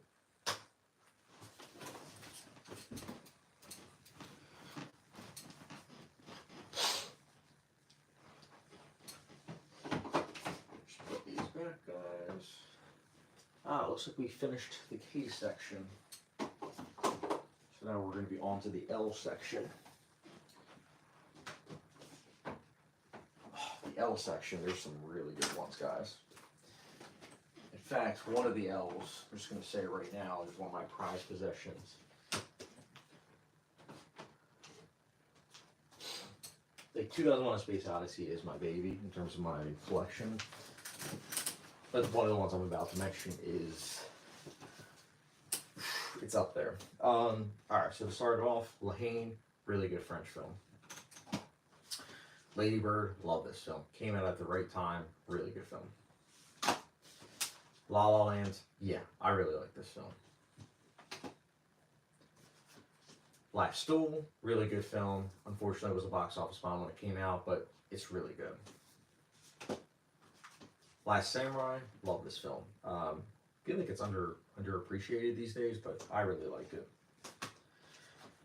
Last Temptation of Christ, it's a film that I do try to watch around Easter time. I think it's a great film. One of Scorsese's best as well, and one of my favorite films of all time. Lara, a noir that I feel like doesn't get talked about enough, but I really like this film. And we have, this is my prized possession, guys, we have Lawrence of Arabia on 4K. This is a film that I did an entire review for on Letterboxd, where I talked about my journey with this film. If you guys haven't read my Letterboxd review, I'll just say it right now. This is a 4K that when it first came out, along with The Bridge on the River Kwai, I bought the Bridge on the River Kwai because that like dropped in price, but Lawrence of Arabia did not. So I said to myself, okay, when it drops in price, I'll finally pick it up. Unfortunately, it went out of stock, and I was like, okay, it will go in stock probably about a month. It didn't. It was like a year later, and it still didn't. The only way you can watch it was, I mean, in terms of like buying it on 4K, is like on eBay for like $200.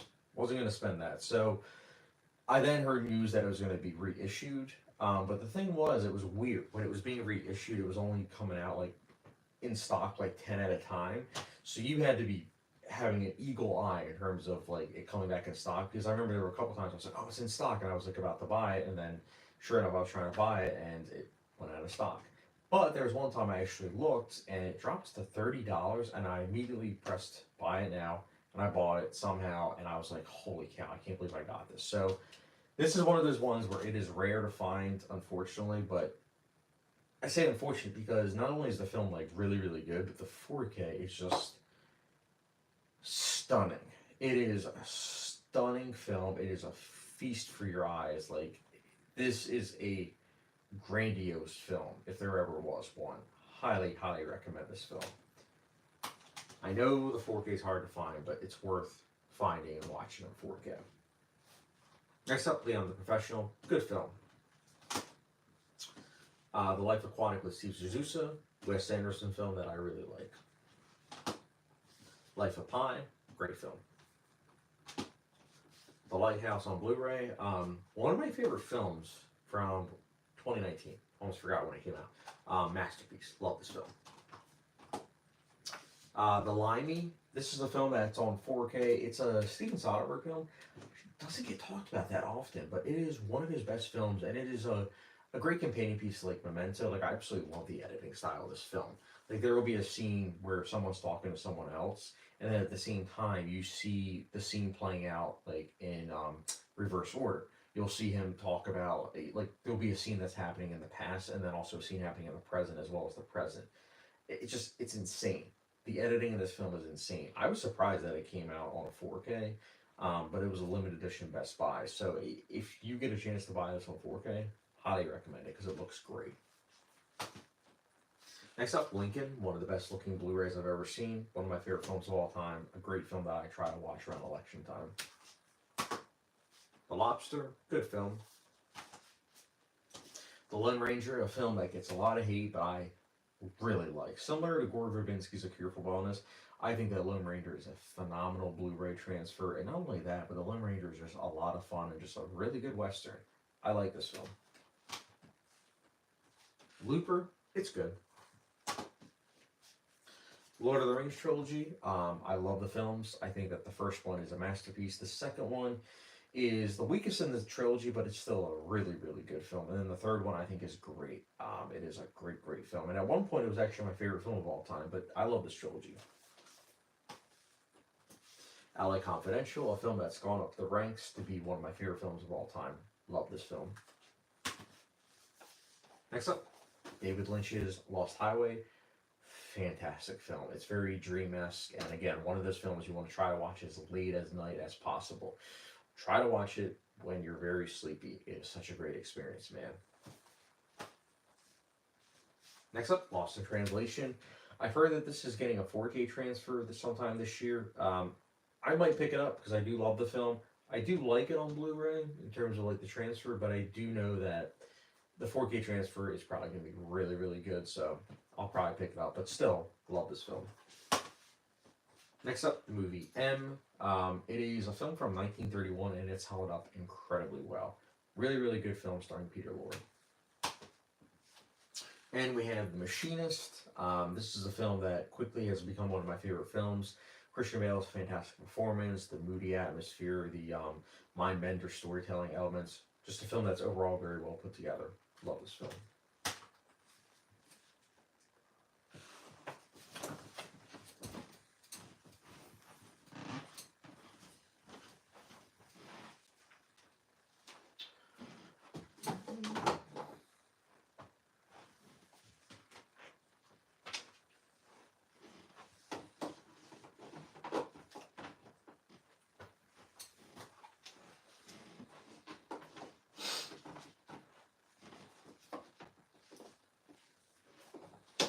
We're getting there, guys.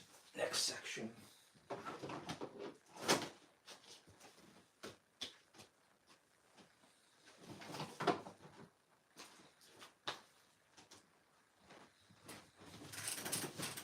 Get some more fuel.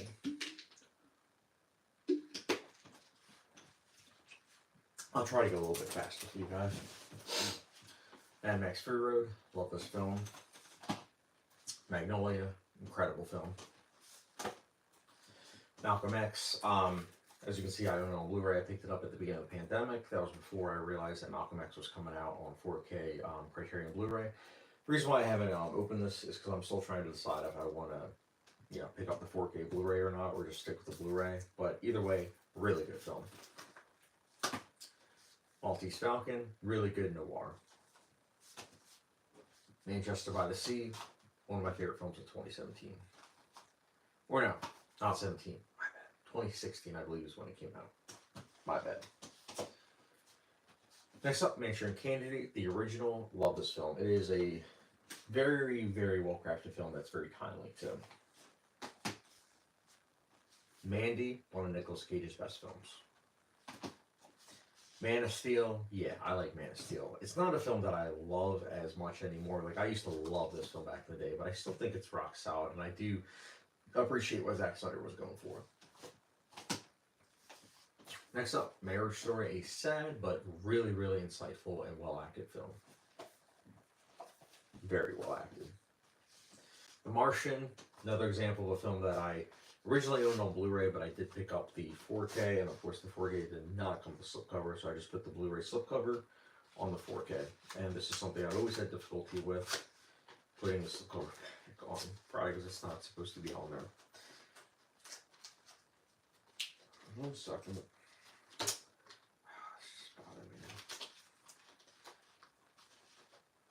I should have taken it off.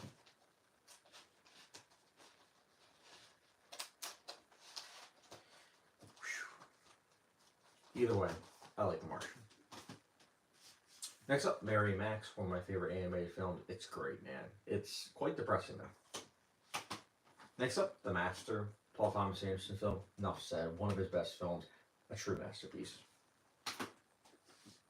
The Matrix Resurrections. I like this film's approach. I think it's a very flawed film for sure, but I do think it's solid. And I do appreciate the critiques and the comedy that it has. Again, flawed film, but I really enjoy it. Memento, one of my favorite films of all time. And in my opinion, Christopher Nolan's best film. Memories of Murder, Bong Joon-ho film. Great film, a masterpiece.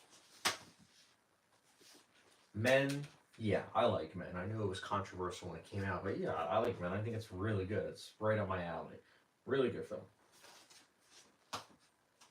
Men in Black, really good film. Tommy Lee Jones and Will Smith are phenomenal together. Midnight Cowboy, great film.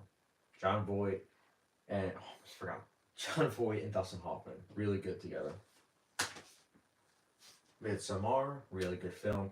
Not as great, in my opinion, as Hereditary, but still a really good film. $1 Million Baby, such a sad film. A gut punch of a film, but truly a phenomenal film. Minority Report, great film. Spielberg knocked it out of the park. Mirror, directed by Andrei Tarkovsky. Love the packaging of this. I think it is so, so good. A film that I feel like I like more and more with each viewing. I recently saw it a second time, and I could definitely see myself rewatching it even more. Glad I own it. Next up, this was a blind buy. We have Mishima, A Life in 4 Chapters. Love the packaging of this. Look at this gold tinted packaging. It's so good. And also just a really good blind buy. It is visually, instantly stunning looking. Great film. Misery, good film. I like the blending of genres. It is a very well crafted film. Good genre film.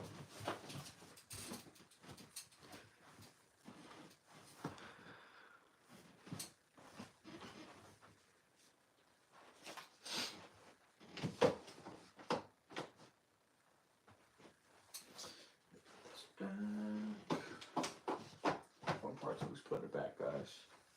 I keep mentioning that, but it's the only downside. OCD's kicking in.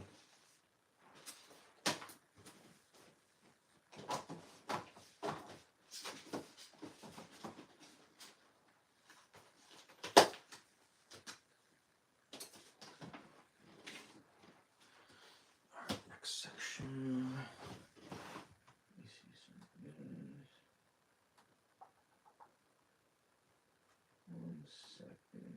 check something out.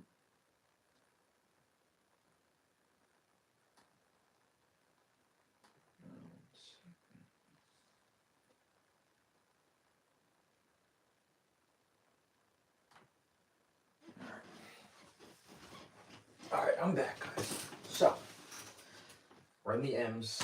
We have Missing Link. Really like this film. Really good looking Blu-ray. Mission Impossible Fallout. I think my favorite in the series in terms of the Mission Impossible films. I really like this film. Not a fan of the last couple of minutes, but really good film. Modern Times. Great Charlie Chaplin film. Molly's Game. Really like this film. Not my favorite Aaron Sorkin film, but still really like it. Moneyball. Love this film. Moonlight, my favorite film of the 2010s. I mean, it's a phenomenal piece of art. It's incredible. Moonrise Kingdom, look at this art. This is why I love Criterion. This artwork is phenomenal. Film itself, it's great. Not for everyone, though, for sure. I mean, I keep saying that, but it is Wes Anderson. So, if you know Wes Anderson, you know that his work is not for everyone. Speaking of not for everyone, Mother. Yeah, I love this film. Darren Aronofsky did a great job directing this. It's insane. Next up, Motherless Brooklyn. I just recently rewatched this, and I think it is one of those films that it's a shame that it didn't do well at the box office and just never really caught on with critics or audiences, but I really like this film. Next up, we have Moulin Rouge. I like this film quite a bit. I think Nicole Kidman's performance is great. Love the filmmaking. It's especially stunning on Blu-ray. Next up, I own 2 copies of this. I have Mulholland Drive on Blu-ray. Yeah, this is the Blu-ray edition, and then Mulholland Drive on 4K, but it also comes with the Blu-ray. I know what you're thinking. All the other times I've given excuses as to why I own 2 copies of the movie. It's because usually the one edition comes with the 4K and the other has the Blu-ray. I don't really have an excuse why I own 2 copies of this, because I know I should have sold the Blu-ray, but what can I say? I love this film. I go back and forth between American Beauty and Mulholland Drive, but I love Mulholland Drive. I really do. It is like the ultimate film to watch late at night. I'll never forget, I watched it at like 3 a.m. and watching the Club Silencio scene at like 3 a.m. Holy cow! It was like one of the best things ever. It was just you have to do it at least once. It's just great. Next up, Munich. Film that doesn't really get talked about that much, but it's really good. Really good. Mystic River. Good film. Really good film. Naked Gun trilogy. I find the first one to be hilarious. The second and third have the law of diminishing returns, of course. But I own this trilogy specifically because of that first one. I really like it. Next up, Neon Demon, a film that gets better with each viewing. Nicholas Winding Refn did a great job directing this. Next up, one of the finest Blu-rays I've ever seen from a packaging standpoint as well as just 4K transfer. Yes, I know I said it's a Blu-ray, but it was a 4K transfer placed onto the Blu-ray, and that is The New World. Yeah, Terrence Malick's The New World is just an absolutely stunning film. I still can't believe that we're so lucky to have this film. It is just phenomenal. It is a great, great looking film.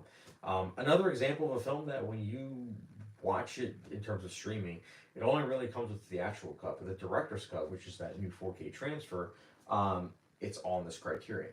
And then again, the packaging is just phenomenal. Highly recommend everybody to own this. Next up, Nightcrawler. Love this film. One of my favorite films from 2014. Nightmare Alley. This is the remake. This is a film that gets better with each viewing, and it's quickly climbed the ranks of being one of my favorite Del Toro films, and just one of my favorite films of the 2020s so far. Next up, Night of the Hunter. Really good film. It's like a fantasy drama, and also elements of horror. It's really good. It's like really good. Next up, Night of the Living Dead, a film that gets better with each viewing. Love this film. Noah, this is a film that I went from feeling that it was mixed to quickly liking it more and more each time that I watch it. I really like Noah now. And we have No Country for Old Men. It looks good on Blu-ray. I am curious if we'll ever get a 4K transfer because I can definitely see that this film, like, really benefiting from it. Great film, a masterpiece all around, though.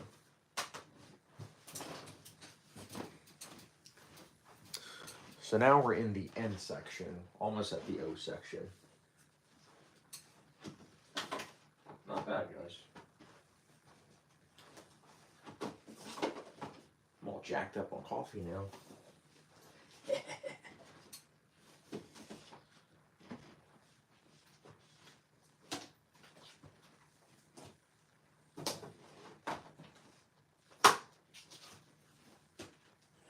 There we go.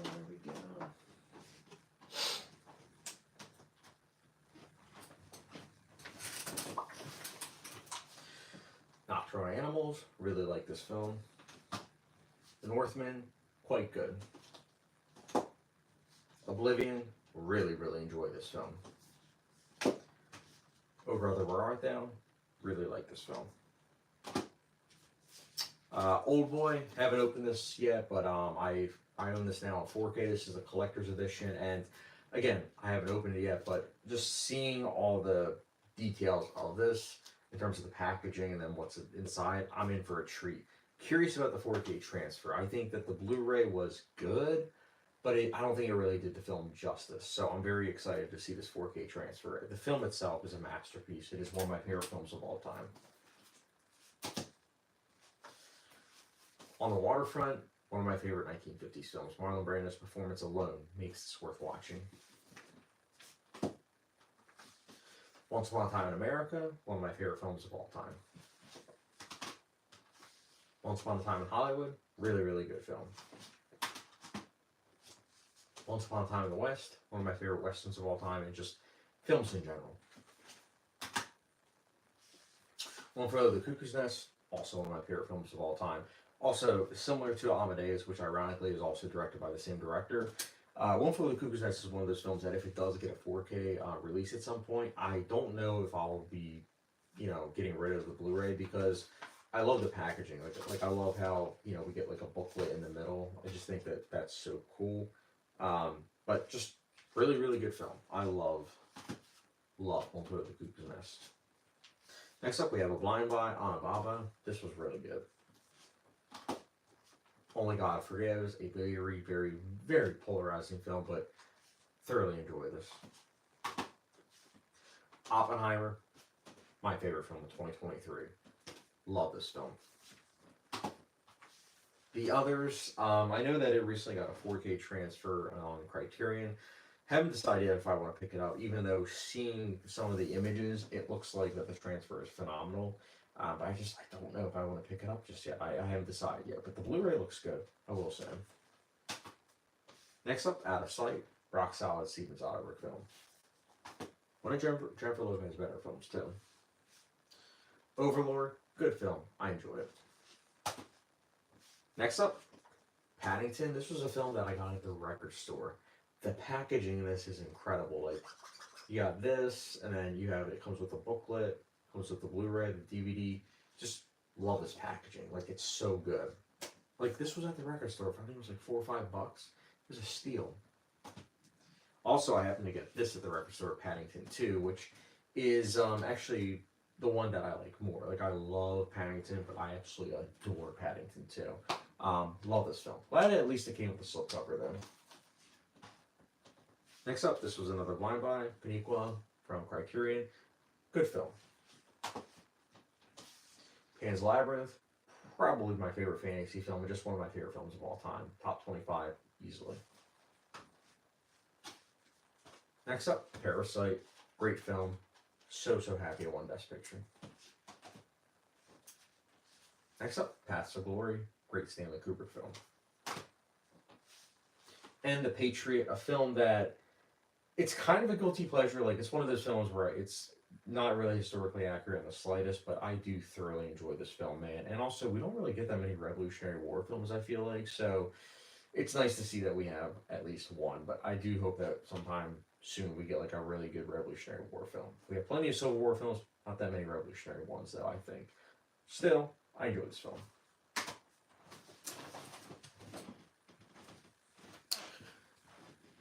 Alright. Alright guys, we're still in the P section. We're actually doing really well though, I must say.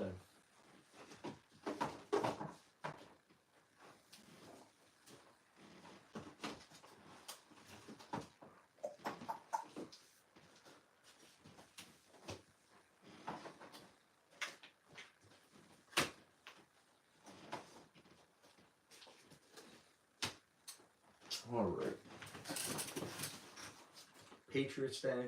Don't come back to this film too often, but I do really like it. Phantom Thread. Great film. Paul Thomas Anderson mixed with Daniel Day-Lewis. Phenomenal. The Piano Teacher. This was a blind buy from Criterion. Very happy I blind bought it because I absolutely loved this film. Pirates of the Caribbean: The Curse of Black Pearl. Great film. One of my favorite blockbusters. Pirates of the Caribbean: Dead Man's Chest, a worthy follow-up, great film. And we have Pirates of the Caribbean: At World's End. When I first saw this, I was like appalled by it in terms of like really not liking it. But then I gave it a second chance, and I actually really quite liked it. And I think it's a fitting conclusion to the trilogy. It's a good thing we didn't get a fourth and fifth entry. Next up, Place Beyond the Pines, great film. Next up, a 3-for-1. We have The Possession, Cabin in the Woods, and Sinister. When I got this set, I hadn't seen The Possession, but I did watch it because of the set. Didn't like the movie. Cabin in the Woods, I liked, but upon rewatch, I wasn't as big of a fan on it. And then Sinister, I think, is a rock-solid horror film. So overall, it was worth $3-4 that I got for this. Power of the Dog. The film that I think that should have won Best Picture in 2021. I love this film. It gets better with each viewing. Predestination, underappreciated film. Doesn't get talked about that much. Sarah Snook is incredible in this, as is Ethan Hawke. Pride and Prejudice, this is actually my wife's Blu-ray that I got for her. I think the film's rock solid. She loves it. Totally respect that. Not my favorite Joe Wright film, but I do like this film. Primal Fear, rock solid film. Edward Norton and Richard Gere are great. Great twist ending too. Next up, The Prestige, one of my favorite films of all time. Masterpiece. Prisoners, masterpiece. Really great film. Prometheus, yeah, I'm a Prometheus defender. I think it's quite enjoyable. Psycho, yeah, I know that I own it as a part of Alfred Hitchcock collection, but I gotta say, like, I owned this first, and I really like the steelbook. I love the look of it, and just, yeah, that's one of the reasons why I still own this. Next up, Public Enemies. Not my favorite Michael Mann film, but I really like this film. Pulp Fiction, a film that gets better with each viewing. One of, if not my favorite, Tarantino films. Punch Drunk Love might be my favorite romance. I love this film. Paul Thomas Anderson plus Adam Sandler, phenomenal. Next up, Raging Bull, phenomenal film. A incredible Scorsese film. The Raid 2, my favorite action film of all time, and yes, it absolutely soars on Blu-ray. Rango, a film that when I first saw it in the theaters, I wasn't that big of a fan of, but I couldn't stop thinking about it, and over the years, I find that I like it more and more with each viewing. Rashomon, a film that I liked when I first saw it, but after all these years, I finally rewatched it, and I liked it even better. Really good film. And we have Red Rocket. Definitely not a film for everyone, but it is so good. A perfect blending of drama and comedy. Albeit dark comedy.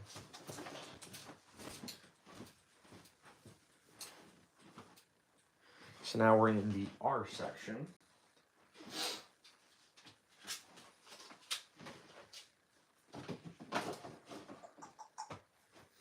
We are in the R section.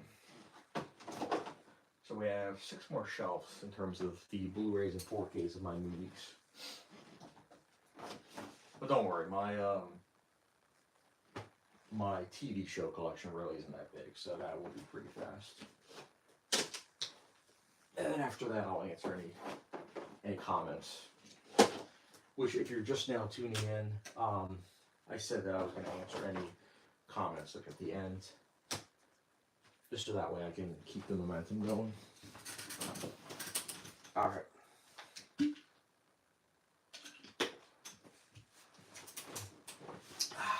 Next up, this was a blind buy Criterion 4K. The Red Shoes, loved this film. The Revenant, love this film. Rise of the Planet of the Apes, quite enjoyable film. A really good blockbuster from 2011. Requiem for a Dream, a masterpiece. A film that hits each time. It is sad, it's depressing, but it is a great, great film. Reservoir Dogs, rock solid film.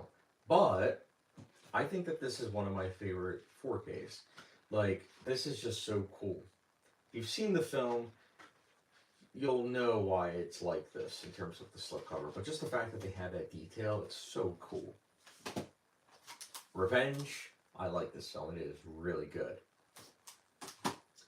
Revolutionary Road, Leonardo DiCaprio and Kate Winslet reunite to create a really, really interesting marriage drama.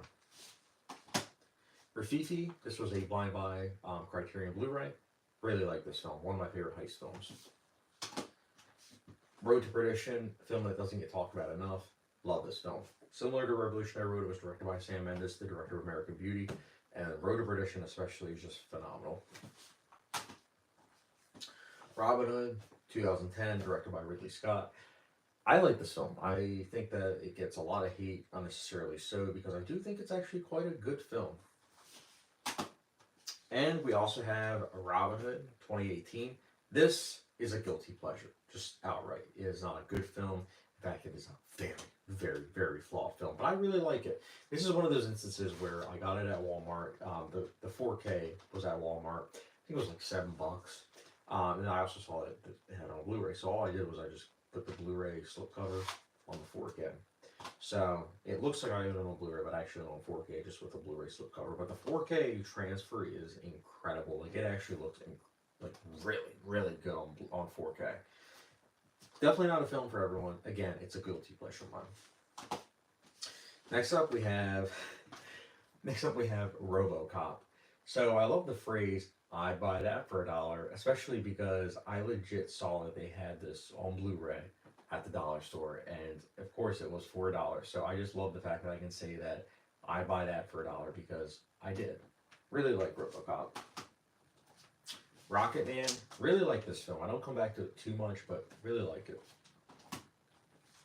Rosemary's Baby, one of my favorite horror films, just one of my favorite films in general. It is incredible. Definitely a film that each viewing I find myself loving it more and more. It is a really sad film, but like, it's so good. The Royal Tenenbaums, a quirky comedy from Wes Anderson. I mean, it's really good. Run Lola Run, I love this film. I think it is really good. It's only like 8 minutes long. Pacing flies by. Next up, Rush, one of my favorite sports films. It's really good. Rushmore. I said Royal Tenenbaums. Rushmore. Yeah, I really like Rushmore. I think it is a great, great film. Saving Private Ryan. It's good. It's quite good. Scarface. It's quite good as well. Schindler's List, one of my favorite films of all time. It's really, really, really good looking in terms of 4K. Great film. Scott Pilgrim vs. the World, a film that upon first viewing I wasn't that big of a fan of, but I gave it a second chance when I saw it in theaters. I'm glad that I did because then I bought it on 4K. It's a great looking 4K. Searching, really good film. Secrets and Lies, a film that I hadn't even heard about until I decided that I was going to, watch all the 1990s Best Picture nominees in terms of the Oscars. And I'm glad that I made that goal because otherwise I don't think I would have watched Secrets and Lies. So I'm glad that it got nominated for Best Picture because it was definitely deserving of such. Like, it is a great film. Highly recommend it.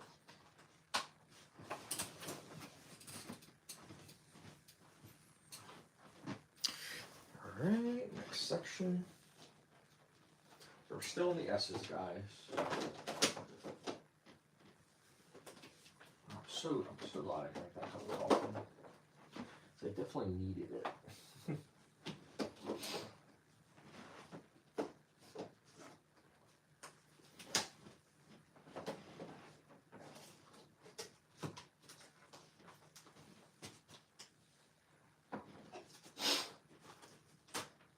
also have a funny story about my entire physical media collection that I'll say at the end of once I'm done all this.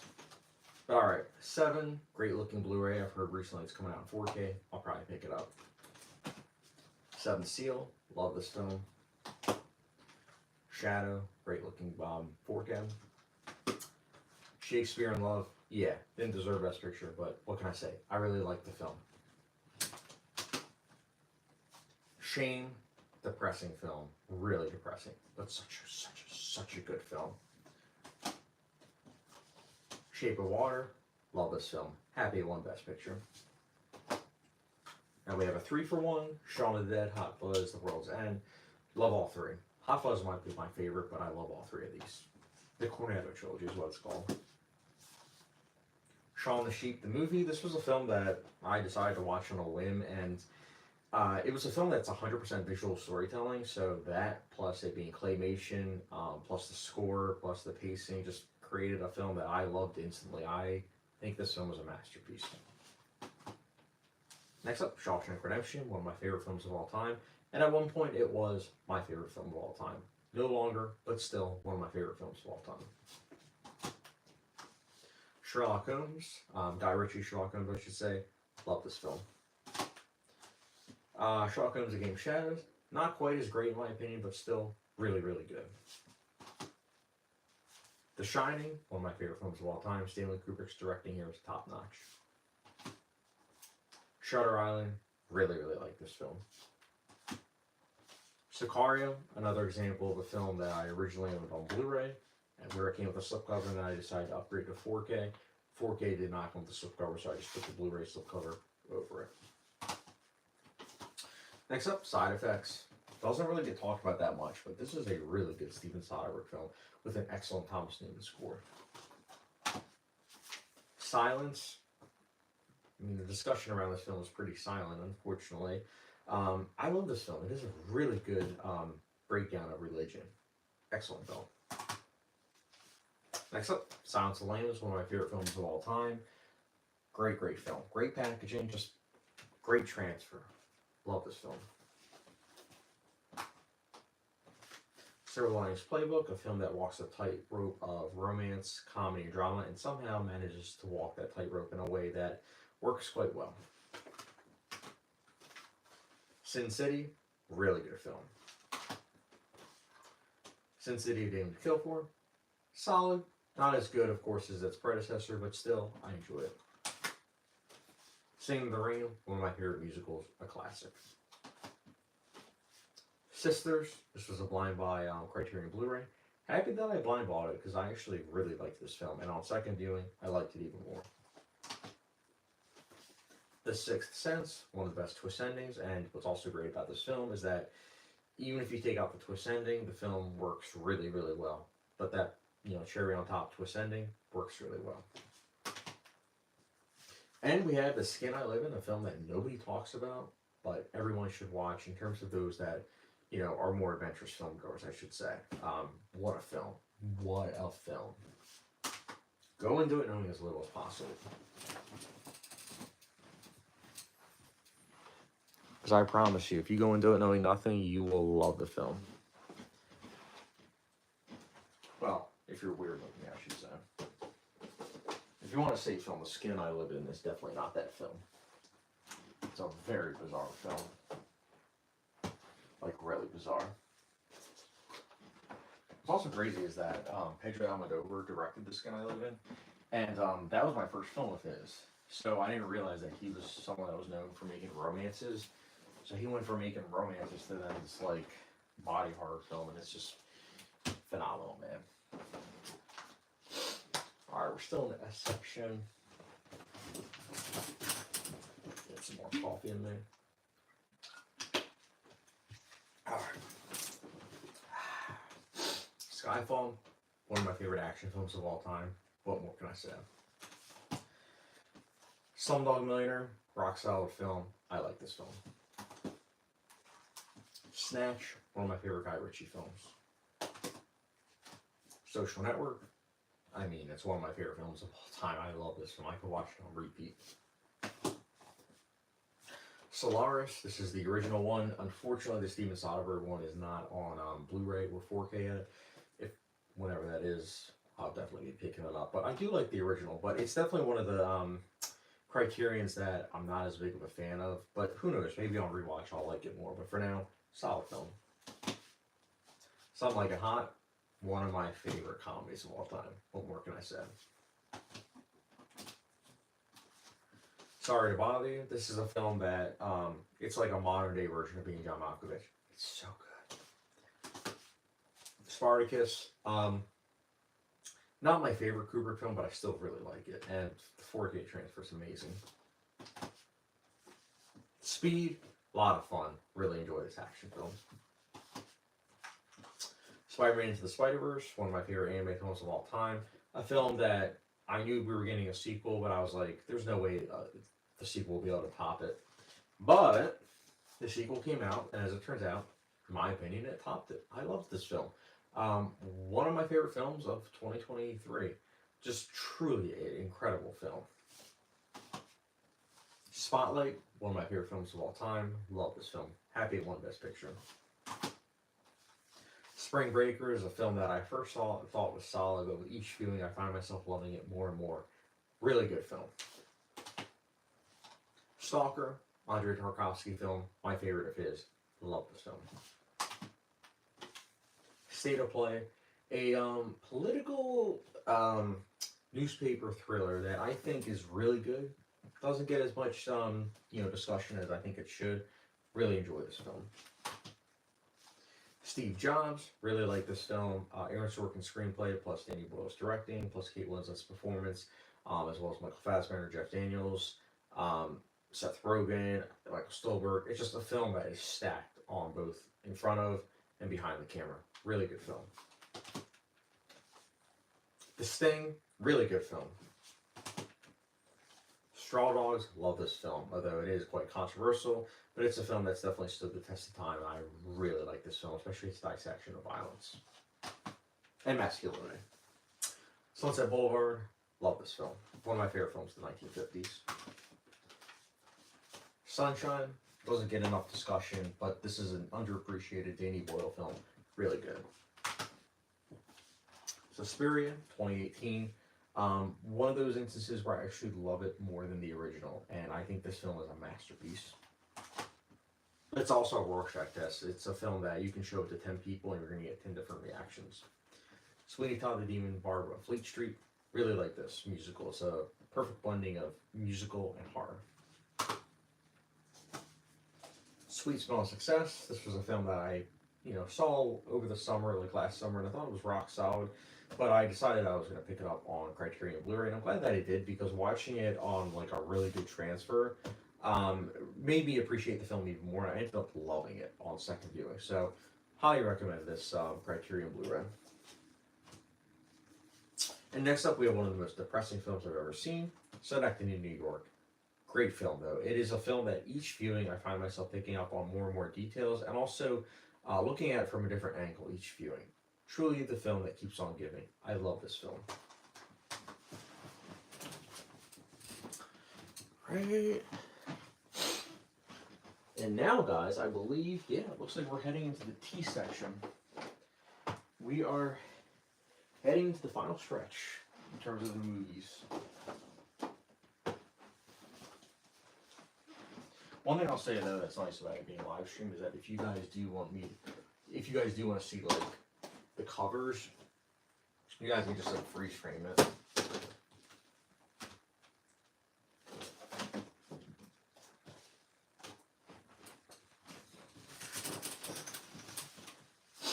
Next up, Take Shelter. Really like this film. Michael Shannon gives a phenomenal performance. Taking a Pelham 123, the original. Love this film. It is a really good genre film. Tar, a film that gets better with each viewing. Happy I own this on 4K. Quite surprised it came out in 4K, to be honest. Next up, this was A Blind Buy from Criterion. Taste the Cherry. Really good film. Have to be in a certain kind of mood for it, but it's really good. Next up, Taxi Driver, one of my favorite films of all time. Gets better with each viewing. And on the opposite end, we have Tenet. This is a film that with each viewing I like less and less, but I still respect it quite a bit, and I'm glad that I own it on 4K. Next up, one of the worst 4K transfers, but the film itself is incredible. Terminator 2, Judgment Day. Love this film, but the transfer is controversial, to say the least. Next up, Texas Chainsaw Massacre, the original, one of my favorite films of all time, and especially of the horror genre. Great film. Next up, There Will Be Blood, also one of my favorite films of all time. Masterpiece. Thief, really good Michael Mann film. Happy I own this on Blu-ray. The Thin Red Line, one of my favorite films of all time, and also one of my favorite looking Blu-rays. The audio is also great. It's a Terrence Malick film after all. The Thing, John Carpenter's The Thing, I should say. I love this film. It is my favorite of John Carpenter's, and it's just a really, really good, influential film. Thoroughbreds doesn't get talked about that much, but I really like this film. Three Billboards Outside Ebbing, Missouri. Really good film. Perfect blending of comedy and drama. Titanic, phenomenal Blu-ray. I know the 4K came out recently, but I find a hard time picking up the 4K because I just am so impressed by the Blu-ray. Next up, To Kill a Mockingbird. Good film. It's a good film with phenomenal packaging. This is one of those instances where it comes with a collectible booklet, a film cell, and then art cards. It is a really good edition. I am happy that I own the 60-year anniversary edition. Really good film. Top Gun, this is a film that a friend of mine got. It's one of those movies where I'm like, I respect the technical aspects, but whenever this movie goes on the ground, so to speak, with the characters, I really don't care about it, but when it's up in the air, I do quite enjoy it, but not a movie I really come back to that often. So I don't really think it's a good movie. Next up, we have Total Recall. This was a blind buy. This was actually one of the few instances that I blind bought something that wasn't Criterion, and I'm glad that I did because I got this for $10. It was so worth it. A great looking 4K. Came with the slipcover, came with the 4K, the Blu-ray, and the digital code, and it's just such a great film. Next up, we have The Town. This is one of those instances where, interestingly enough, it's like a special edition where it comes with the the pages in the middle, and then it also comes with 3 cuts. It comes with the actual cut, extended cut, and extended cut with alternate ending. And ironically enough, the extended cut with the alternate ending is my go-to. But you wouldn't know about that edition if you didn't own it on physical media. Yet another example is why you should emphasize in terms of buying physical media. Really important, guys. Next up, Toy Story on Blu-ray. Toy Story 2 on Blu-ray. Toy Story 3 on Blu-ray. All 3 of those look great on Blu-ray. And then I own the 4th one on 4K. Out of the 4, the 3rd one is definitely my favorite. And then the 2nd and 4th battle it out in terms of 2nd place. The first one I definitely respect and I really like it. But it's my least favorite of the 4. But I still really like all 4. I think they are all really good.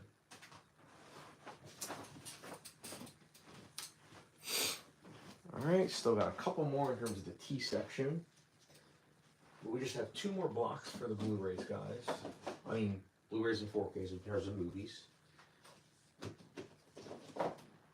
Like I said, the TV shows, I really don't have that many. But in terms of TV shows, the reason why I don't own that many isn't because, like, oh, I don't really watch that many TV shows. It's like, no, I watch plenty of TV shows. It's just the problem is, TV show distributors these days just don't really put them out on physical media. Like, not to spoil anything, but I own Fargo season 1 and 2 on Blu-ray, but 3 and 4, or no, 3 is on DVD and 4 and 5 aren't on physical media at all. It's weird.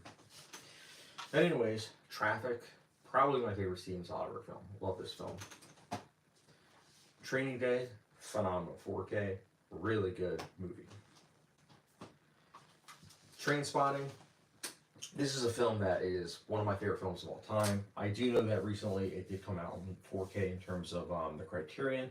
I haven't decided if I want to pick it up, and that's mostly because I heard that the color grading is a lot different. So I haven't really looked into like what it looks like and everything, but I do like the Blu-ray. I do. So I don't know. Like I bet I'm very much so torn on if I want to spend the money to buy it on 4K. But part of me says that I'm just gonna rewatch this on Blu-ray, and then when the next sale comes, I might pick it up on 4K. I might, because again, it's one of my favorite films of all time. And also the other thing is that I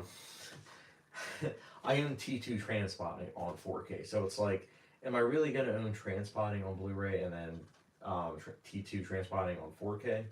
But don't get me wrong, I really like T2 Transpotting. That's why I own it on 4K. But I do think that, of course, Transpotting is the better film. But now I'm just like, I think I should own both in 4K. But either way, Transpotting is a fantastic film. T2 Transpotting, it's a good sequel.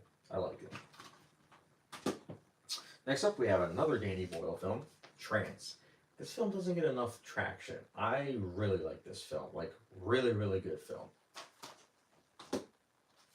Treasure de Sierra Madre, one of my favorite Humphrey Bogart films, if not my favorite. Next up, we have The Tree of Life. So The Tree of Life, I originally bought this version, and then when the Criterion Blu-ray came out, which also comes with the extended cut, I decided to pick this up as well. The reason why I own both of these is because it's two different transfers. Like, this is the original one, and then this is the new 4K digital transfer. So I just decided to have both just in case. But this is the one that you want to watch because it comes with both cuts, and also the extended cut is like so much better. Again, another instance where if you go online, you're only really going to see the theatrical cut, but the extended cut is the version to watch because it is the full vision of Terrence Malick. Although the theatrical cut is still really good. I mean, it did get a Best Picture nomination for a reason, but Tree of Life is one of my favorite films of all time, and yeah, that's why I'm glad that I own it on Blu-ray. Next up, Tron Legacy. This film really changed me when I first saw it in theaters. Definitely helped inspire me to become a even bigger film buff and critic. I really like this film still. I think it holds up, and it's a really good looking Blu-ray. Tropic Thunder, great studio comedy. Really enjoy this film. True Grit, 2010, one of my favorite westerns of all time, and just favorite films of all time in general. Truman Show, a film that gets better with each viewing. Love this film. Unbreakable, one of my favorite superhero films, and also top 2 M. Night Shyamalan films. Love this film. Uncut Gems, a adrenaline rush, anxiety-ridden film that is also masterfully crafted. Safdie brothers did a fantastic job. Adam Sandler gave a knockout performance. Love this film. Next up, Under the Skin. Love this film. I actually got to experience it recently in theaters, and it's great in theaters. It's also great on Blu-ray. Next up, one of my favorite Western films of all time, and just films in general, Unforgiven. Clint Eastwood's directing here is really, really good, really delicate as well, and just the performances are fantastic. Truly a fantastic film. Next up, United 93. Not a film I come back to that often because it's quite sad, but still a necessity to view for everyone. It's really good. Next up, The Untouchables. Have a lot of fun with this film. I really enjoy it. Next up, Upgrade. I also have a lot of fun with this film as well. Next up, The Usual Suspects. One of my favorite mind benders. I love how this film gets better with each viewing. Great film. Next up, V for Vendetta. Really good film. Next up, the 3-for-1. This is the Vengeance trilogy. It comes with Sympathy for Mr. Vengeance, Old Boy, and Lady Vengeance.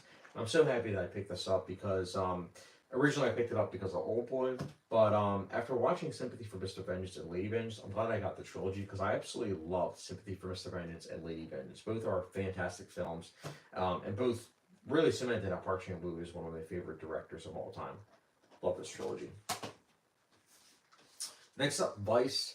The Vice film did manage to still get a Best Picture nomination. I think personally it was deservingly of such. Just a really well acted, well directed, and funny, clever film. I like this film. Next up, love this Blu-ray, Videodrome. A great body horror film. What I especially love about this Blu-ray though is that it says Long Live the Flesh, but it's also made to look like a VHS, cassette. It's really cool. I don't know if the 4K also does that, but I haven't decided if I want to, upgrade to 4K because I am thoroughly impressed by the actual, Blu-ray of this. So I don't know, but either way, really like this film. Long Live the Flesh.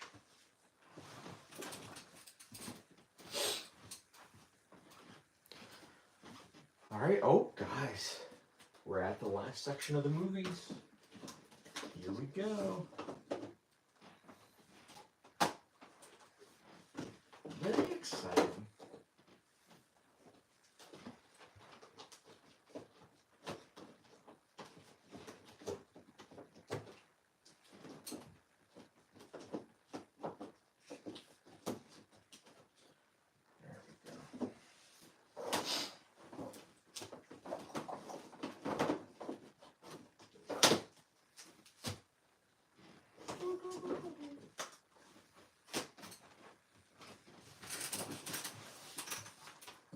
The Wailing, I love this film. I was not expecting it to get a 4K release, but it recently did. Haven't decided if I want to upgrade because the Blu-ray I am pretty satisfied with, but who knows what the future holds. But still, masterpiece.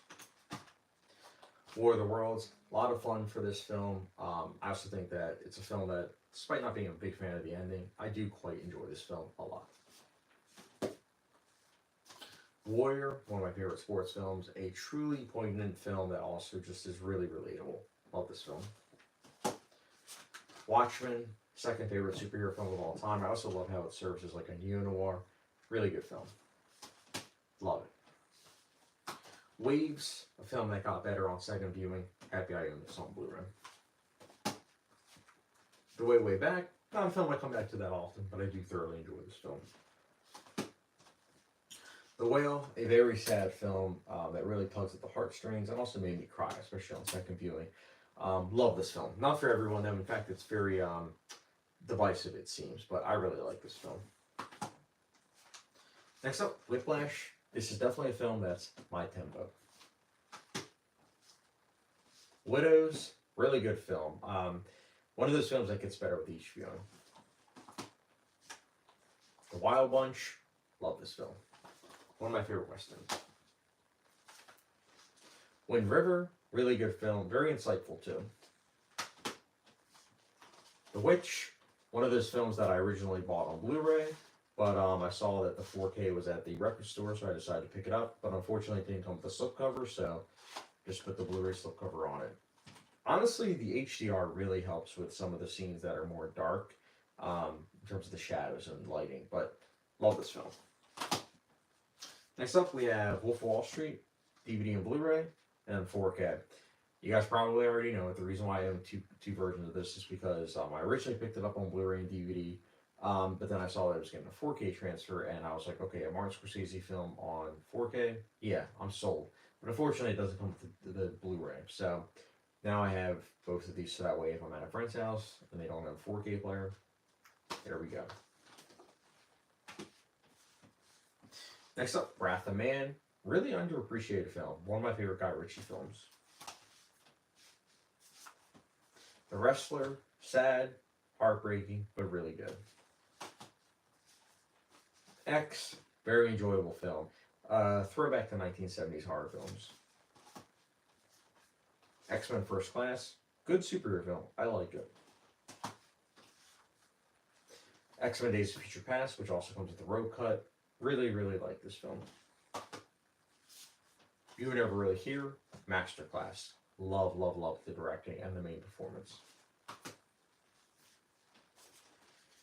Ito Mama Tambien, one of the steamiest movies I've ever seen, and just a fantastic coming-of-age film with a ending that still stands as one of my favorites. Love this film. Also, I'm so happy that I picked this up on Blu-ray when I did, because apparently now on Criterion it doesn't have the dual format edition. It's just like on Blu-ray, so it's not as like big. So I'm glad that I own this. I think that it is truly fantastic. It's also crazy that it's a 2K transfer, not like a 4K transfer, but it looks so beautiful.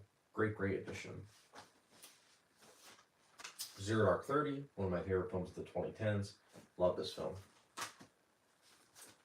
Zodiac, one of those things where I love the film itself, but I also just love the creativity of the artwork. Like, it literally looks like postage in terms of like how it's presented. Just really good stuff. Love this film. Also, I just noticed that that's so cool. Special features is spelled wrong. It's spelled SPESTICIL. It's interesting. Love this film. And the last Blu-ray 4K in terms of movies that I own. Zola.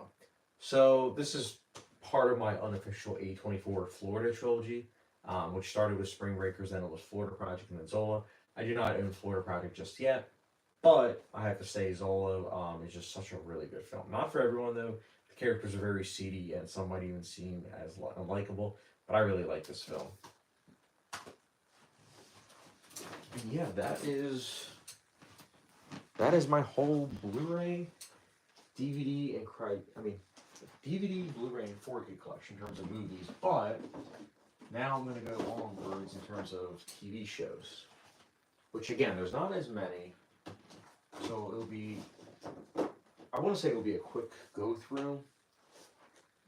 Honestly, the thing that's going to be more cumbersome is bringing out all the TV shows, because a lot of it's like series, but I'll do it.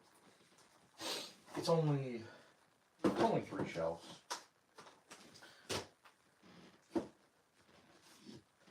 Alright, so here's shelf 1. Now again, talking about TV shows now that I own. So we have Big Little Lies, Season 1. This is one of those shows where on first viewing I thought it was solid, but then I watched it again and I liked it even more, so I'm happy I own it on Blu-ray. Boardwalk Empire, this is the complete series on Blu-ray. The Blu-ray, for all of them, are just phenomenal. I mean, the production design, the cinematography, just the filmmaking as a whole is just phenomenal. I feel mixed about season 4 and 5, but overall, seasons 1 through 3 I think are really, really good, especially season 2 and 3. That is definitely the best seasons of Boardwalk Empire, in my opinion. Not my favorite show, but I greatly respect it, and I'm glad that I own it on Blu-ray. Next up, we have Breaking Bad Season 1, Breaking Bad Season 2, Breaking Bad Season 3, Breaking Bad Season 4, Breaking Bad Season 5, the 5th season, even though it's just Season 5, Part A, and then Breaking Bad, it says the final season, even though it technically should say Breaking Bad Season 5, Part B, because they broke up Season 5 into 2 parts, like the one, I think it was Season 5 Part A came out in 2012, and then Season 5 Part B came out in 2013. So Breaking Bad is one of my favorite shows of all time. Like, it's top 3. I think it is phenomenal. I like the transfers, but I am kind of curious how a 4K transfer of Breaking Bad would look. And of course we have Chernobyl. This is a limited series on 4K. Love this series. It is very heartbreaking. It's such an important watch. Next up, we have Dexter, a show that's very hit or miss in terms of each season, but I decided to pick up the entire collection because for me, it goes, I like season 1. Like, I think season 1 gets better with each episode, and then season 2, I love. Season 3, it's very hit or miss. I feel like season 3, I would probably just watch the finale, and then season 4, I love. Season 4 is actually one of my favorite seasons of TV in general. Season 5, I like some of the episodes. Season 6 is hit or miss. Season 7, I like. Season 8, hit or miss. So it's overall a mixed bag of a show, but I still greatly like it. I mean, I like it to the point where my dog is literally named after the lead character, and it's fitting too. But I like Dexter. Not my favorite show, but I really like it. And we have, I mentioned these earlier, I own Fargo Season 1, as well as Fargo Season 2. These two are some of the best TV I've ever seen. 2 of the best TV seasons of all time. Just phenomenal TV. Like, sometimes you hear people say, like, oh, TV shows can rival films. And these 2 are great examples of that, as well as Breaking Bad. Just truly phenomenal.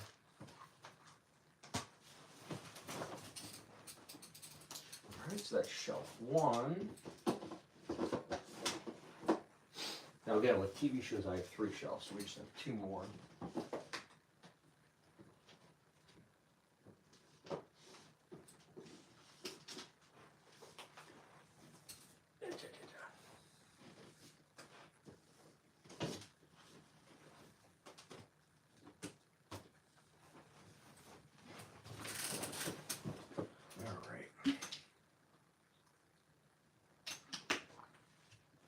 Alright, guys. So, next up we have Game of Thrones, the complete collection. So unfortunately, this is just a 4K, like it doesn't come with the Blu-rays as well. I kind of wish that it did, but I guess who cares? Some people are probably thinking, but for me, I just love it when it comes with 4Ks and Blu-rays. But still, this complete set is phenomenal. I love it. Um, it looks great on 4K. It really does. Especially, I would say I'm trying to think which season looks the best on 4K. I don't know off the top of my head, but I love this series. One of my favorite shows of all time.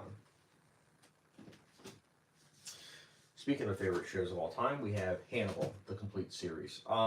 Yeah, I love this series. I think that season 2 is my favorite season of all three, but season 1 I think is phenomenal. I think season 3 does dip a little bit in quality, but it's still overall great. I love Hannibal as a whole. One of my favorite shows of all time, and it looks great on Blu-ray. Holy cow!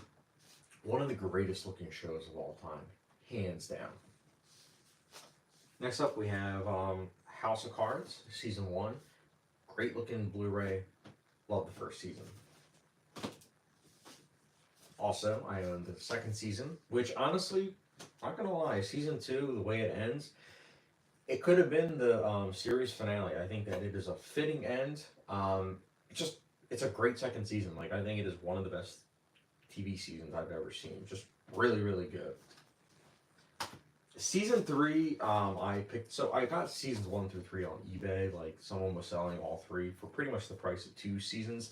So I decided to buy, those 3 seasons. And season 3 is definitely a step down quality from season 2, in my opinion, but I still quite like it. And that's why, I own it. Well, as well as the reason I just said. Next up, we have The Leftovers, season 1. Really good season. And season 2 of The Leftovers, really, really good. Season 3 I don't own. I do like season 3 though. I do think that all 3 seasons are really good. But I just own those 2 seasons. Next up we have Mr. Robot, the complete series. I think the packaging for this is terrible. Like, really, really bad. Like, almost at the level of Citizen Kane. Like, the way that... I'm just going to pull this out. Like, the way that these are stacked on each other. By the way, I do love the discs, so how they are made to look like they're pirated, similar to like Girl Dragon Tattoo. But they're just like stacked onto each other, and it's like one of those things where it's like there's nothing holding them together. And before you guys say, well, maybe it's just defective packaging, I returned this once because it was like that, and then I got it again because I asked for another copy, and the same copy was the same. It was like the same thing. So I'm like, what the heck? So I love the show. I think the show is great, and I do think the Blu-ray transfer is great. I just think the packaging for this is absolutely terrible. Like, they clearly did not really care about it at all. It's a shame because again, it's my favorite my favorite series of TV. Next up, we have Outlander season 1. I need to watch this on Blu-ray because I've only seen it on streaming. But I broke my rule with the Outlander series where I actually opened up all the seasons so that way I could put the digital codes on my Voodoo. But I do need to rewatch Outlander. I have the other seasons too. I just, again, in terms of like the shelves, this is why I have it. But I'm going to get the 3rd shelf now, guys. But yeah, Outlander season 1 is so good. It's a really good blend of genres, I think. Works really, really well.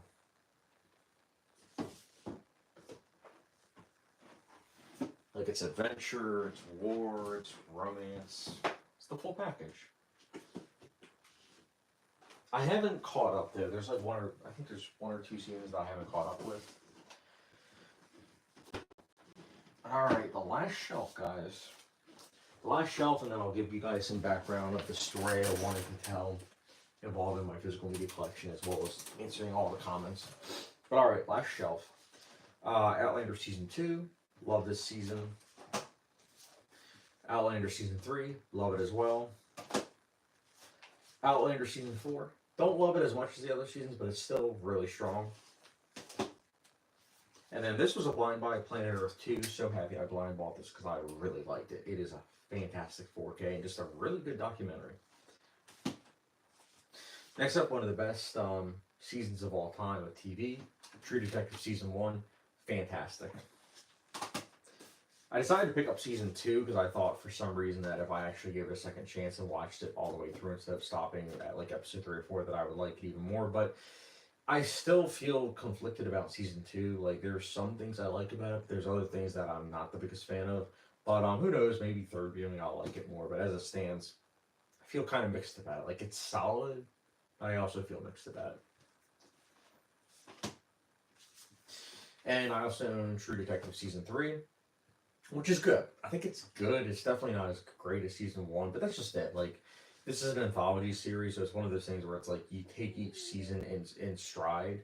So like I know that we're never gonna get season 1 again, like in terms of like that high quality. But each season, I think that each season has its own merits and negatives. Season 3, I like the dementia aspect. Like I think that that's quite fascinating. But as a whole, it's good. But not a lot sticks out other than that kind of aspect, as well as just the really good acting. And next up, one of my favorite TV shows of all time, but unfortunately similar to Mr. Robot, has terrible packaging, and that's Twin Peaks, the complete series. So I think it's incredible that we get the first 2 seasons as well as Twin Peaks: The Return, and then we also get a lot of behind the scenes specials, which is really cool. But unfortunately for us, the packaging is just like really not good. It's stacked on each other. Thankfully, it's not as much as like flappy as Mr. Robot, but it's still like really not good packaging, um, which is a shame because again the show itself is phenomenal. But you know, it is what it is. I'm just glad that I own it on Blu-ray because it is great looking. But love this show. Next up, we have Watchmen. This is the limited series. I think it's a great companion piece to Watchmen the film.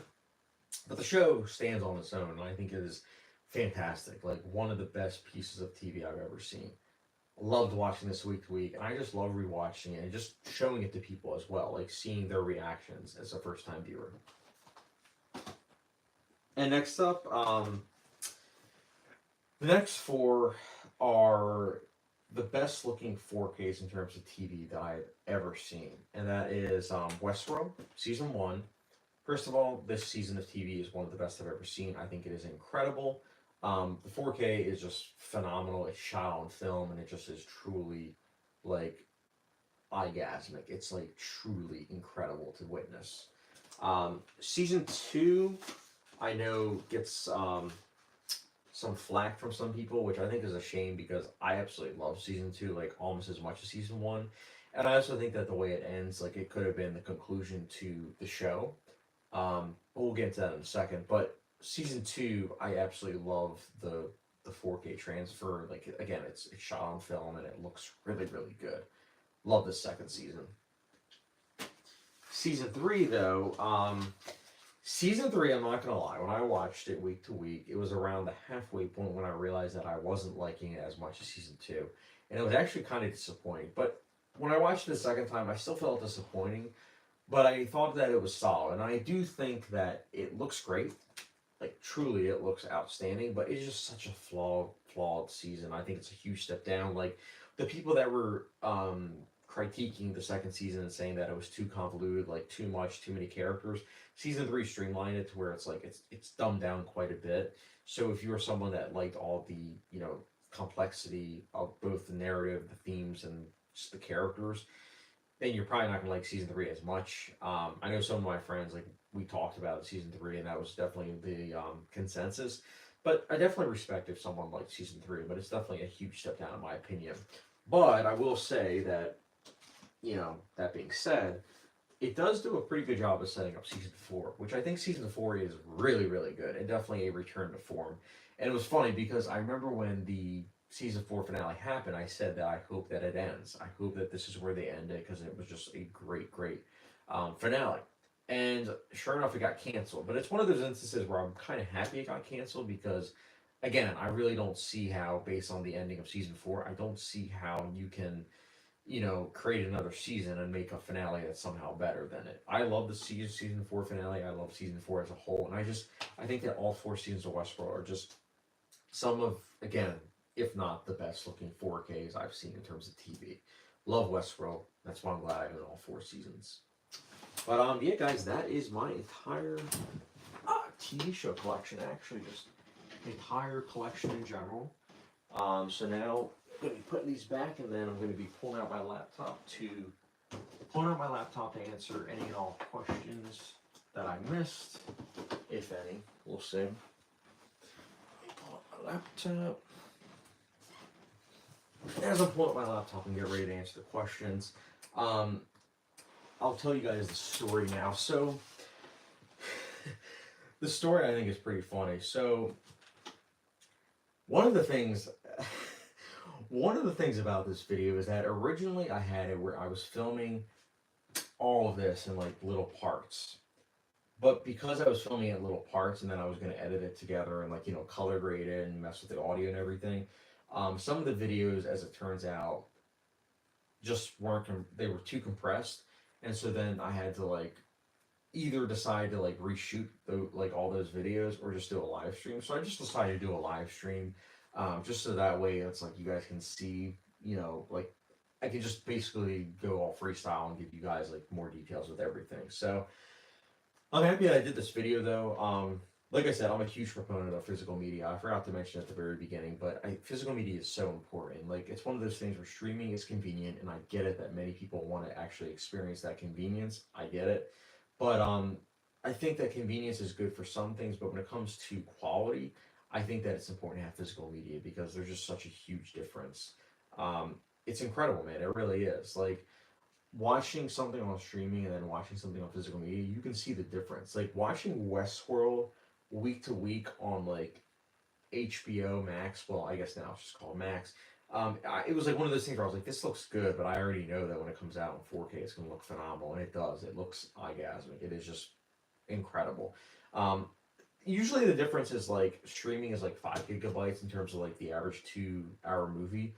But then if you get it on Blu-ray, it's like 25 gigabytes, and then 4K, it's usually like 50 to 75. So there's a huge difference in quality in terms of visuals and then audio quality as well. So if you want quality, you want to get physical media. I'm not saying buy every physical media. Again, streaming has its place, but if you actually love a film and you want to own it, buy it on physical media, man. Buy it, like, because there are so many perks to it. All right, let me go to the chat. Let me see. So, some of the chat I see. John Milholland says, "Hey, Chad, just got here. Where are we at?" Um, John Milholland says, "I think Black Panther is mid." Oh, I've heard that. I've heard some people say that. Honestly, it's funny though because Black Panther is one of those films where I hear some of the criticisms and I'm like, okay, that's fair. Like when I hear people say the third act is, you know, kind of like a downgrade. I get it, I do, but I also understand why because looking at the behind the scenes, like there were some VFX artists that came out, like I think it was like 4 or 5 years ago. This was before everyone's aware about like VFX artists and how like underpaid and understaffed they are, or underpaid and overworked, I should say. Quarter crew focused on them, and a couple people that were on Black Panther talked about how they the last like month or two they got pushed from that film to then Infinity War, despite Black Panther coming out before then. So it's one of those things where it's like the reason why the third act's kind of unfinished is because those VFX artists got pushed towards Infinity War instead of finishing Black Panther because they thought that Black Panther wasn't going to do as well, which ironically enough, if I'm not mistaken, it actually made more than Infinity War, if I'm not mistaken. Again, I could be wrong. But still, it's one of those things where it's like, what the heck, man? Like, it could have been even better, but still, I like Black Panther. I can't lie. John Milholland, Godfather Part 3 is my favorite of the three. Oh, that's a surprise. I can respect that, though. That's fair, man. Skynet Jen, yo, I'm gonna have to go back like 2 hours in this video. Yeah, man. Yeah. Like I said, I know that it was gonna be a long video. I started it. What time did I start? I think I started at like 10 o'clock ish. Yeah. So I drank my coffee because I knew it was gonna be long. But yeah, guys. Like I said, you see, I'm a big proponent of physical media. Even though I know some people that actually have more physical media than me. I'm very choosy with what I actually own. But yeah, I love it, man. I love physical media. But yeah, like I said, guys, let me know which movies you guys own if you guys want to share that. If not, totally get that. But yeah, I'm gonna put this back now.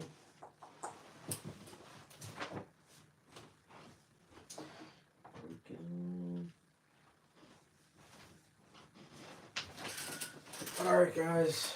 I just wanted to say a huge thank you for clicking on this video and watching. And if you haven't done so already, don't forget subscription, notification bell, follow me on Letterboxd, and catch you guys later.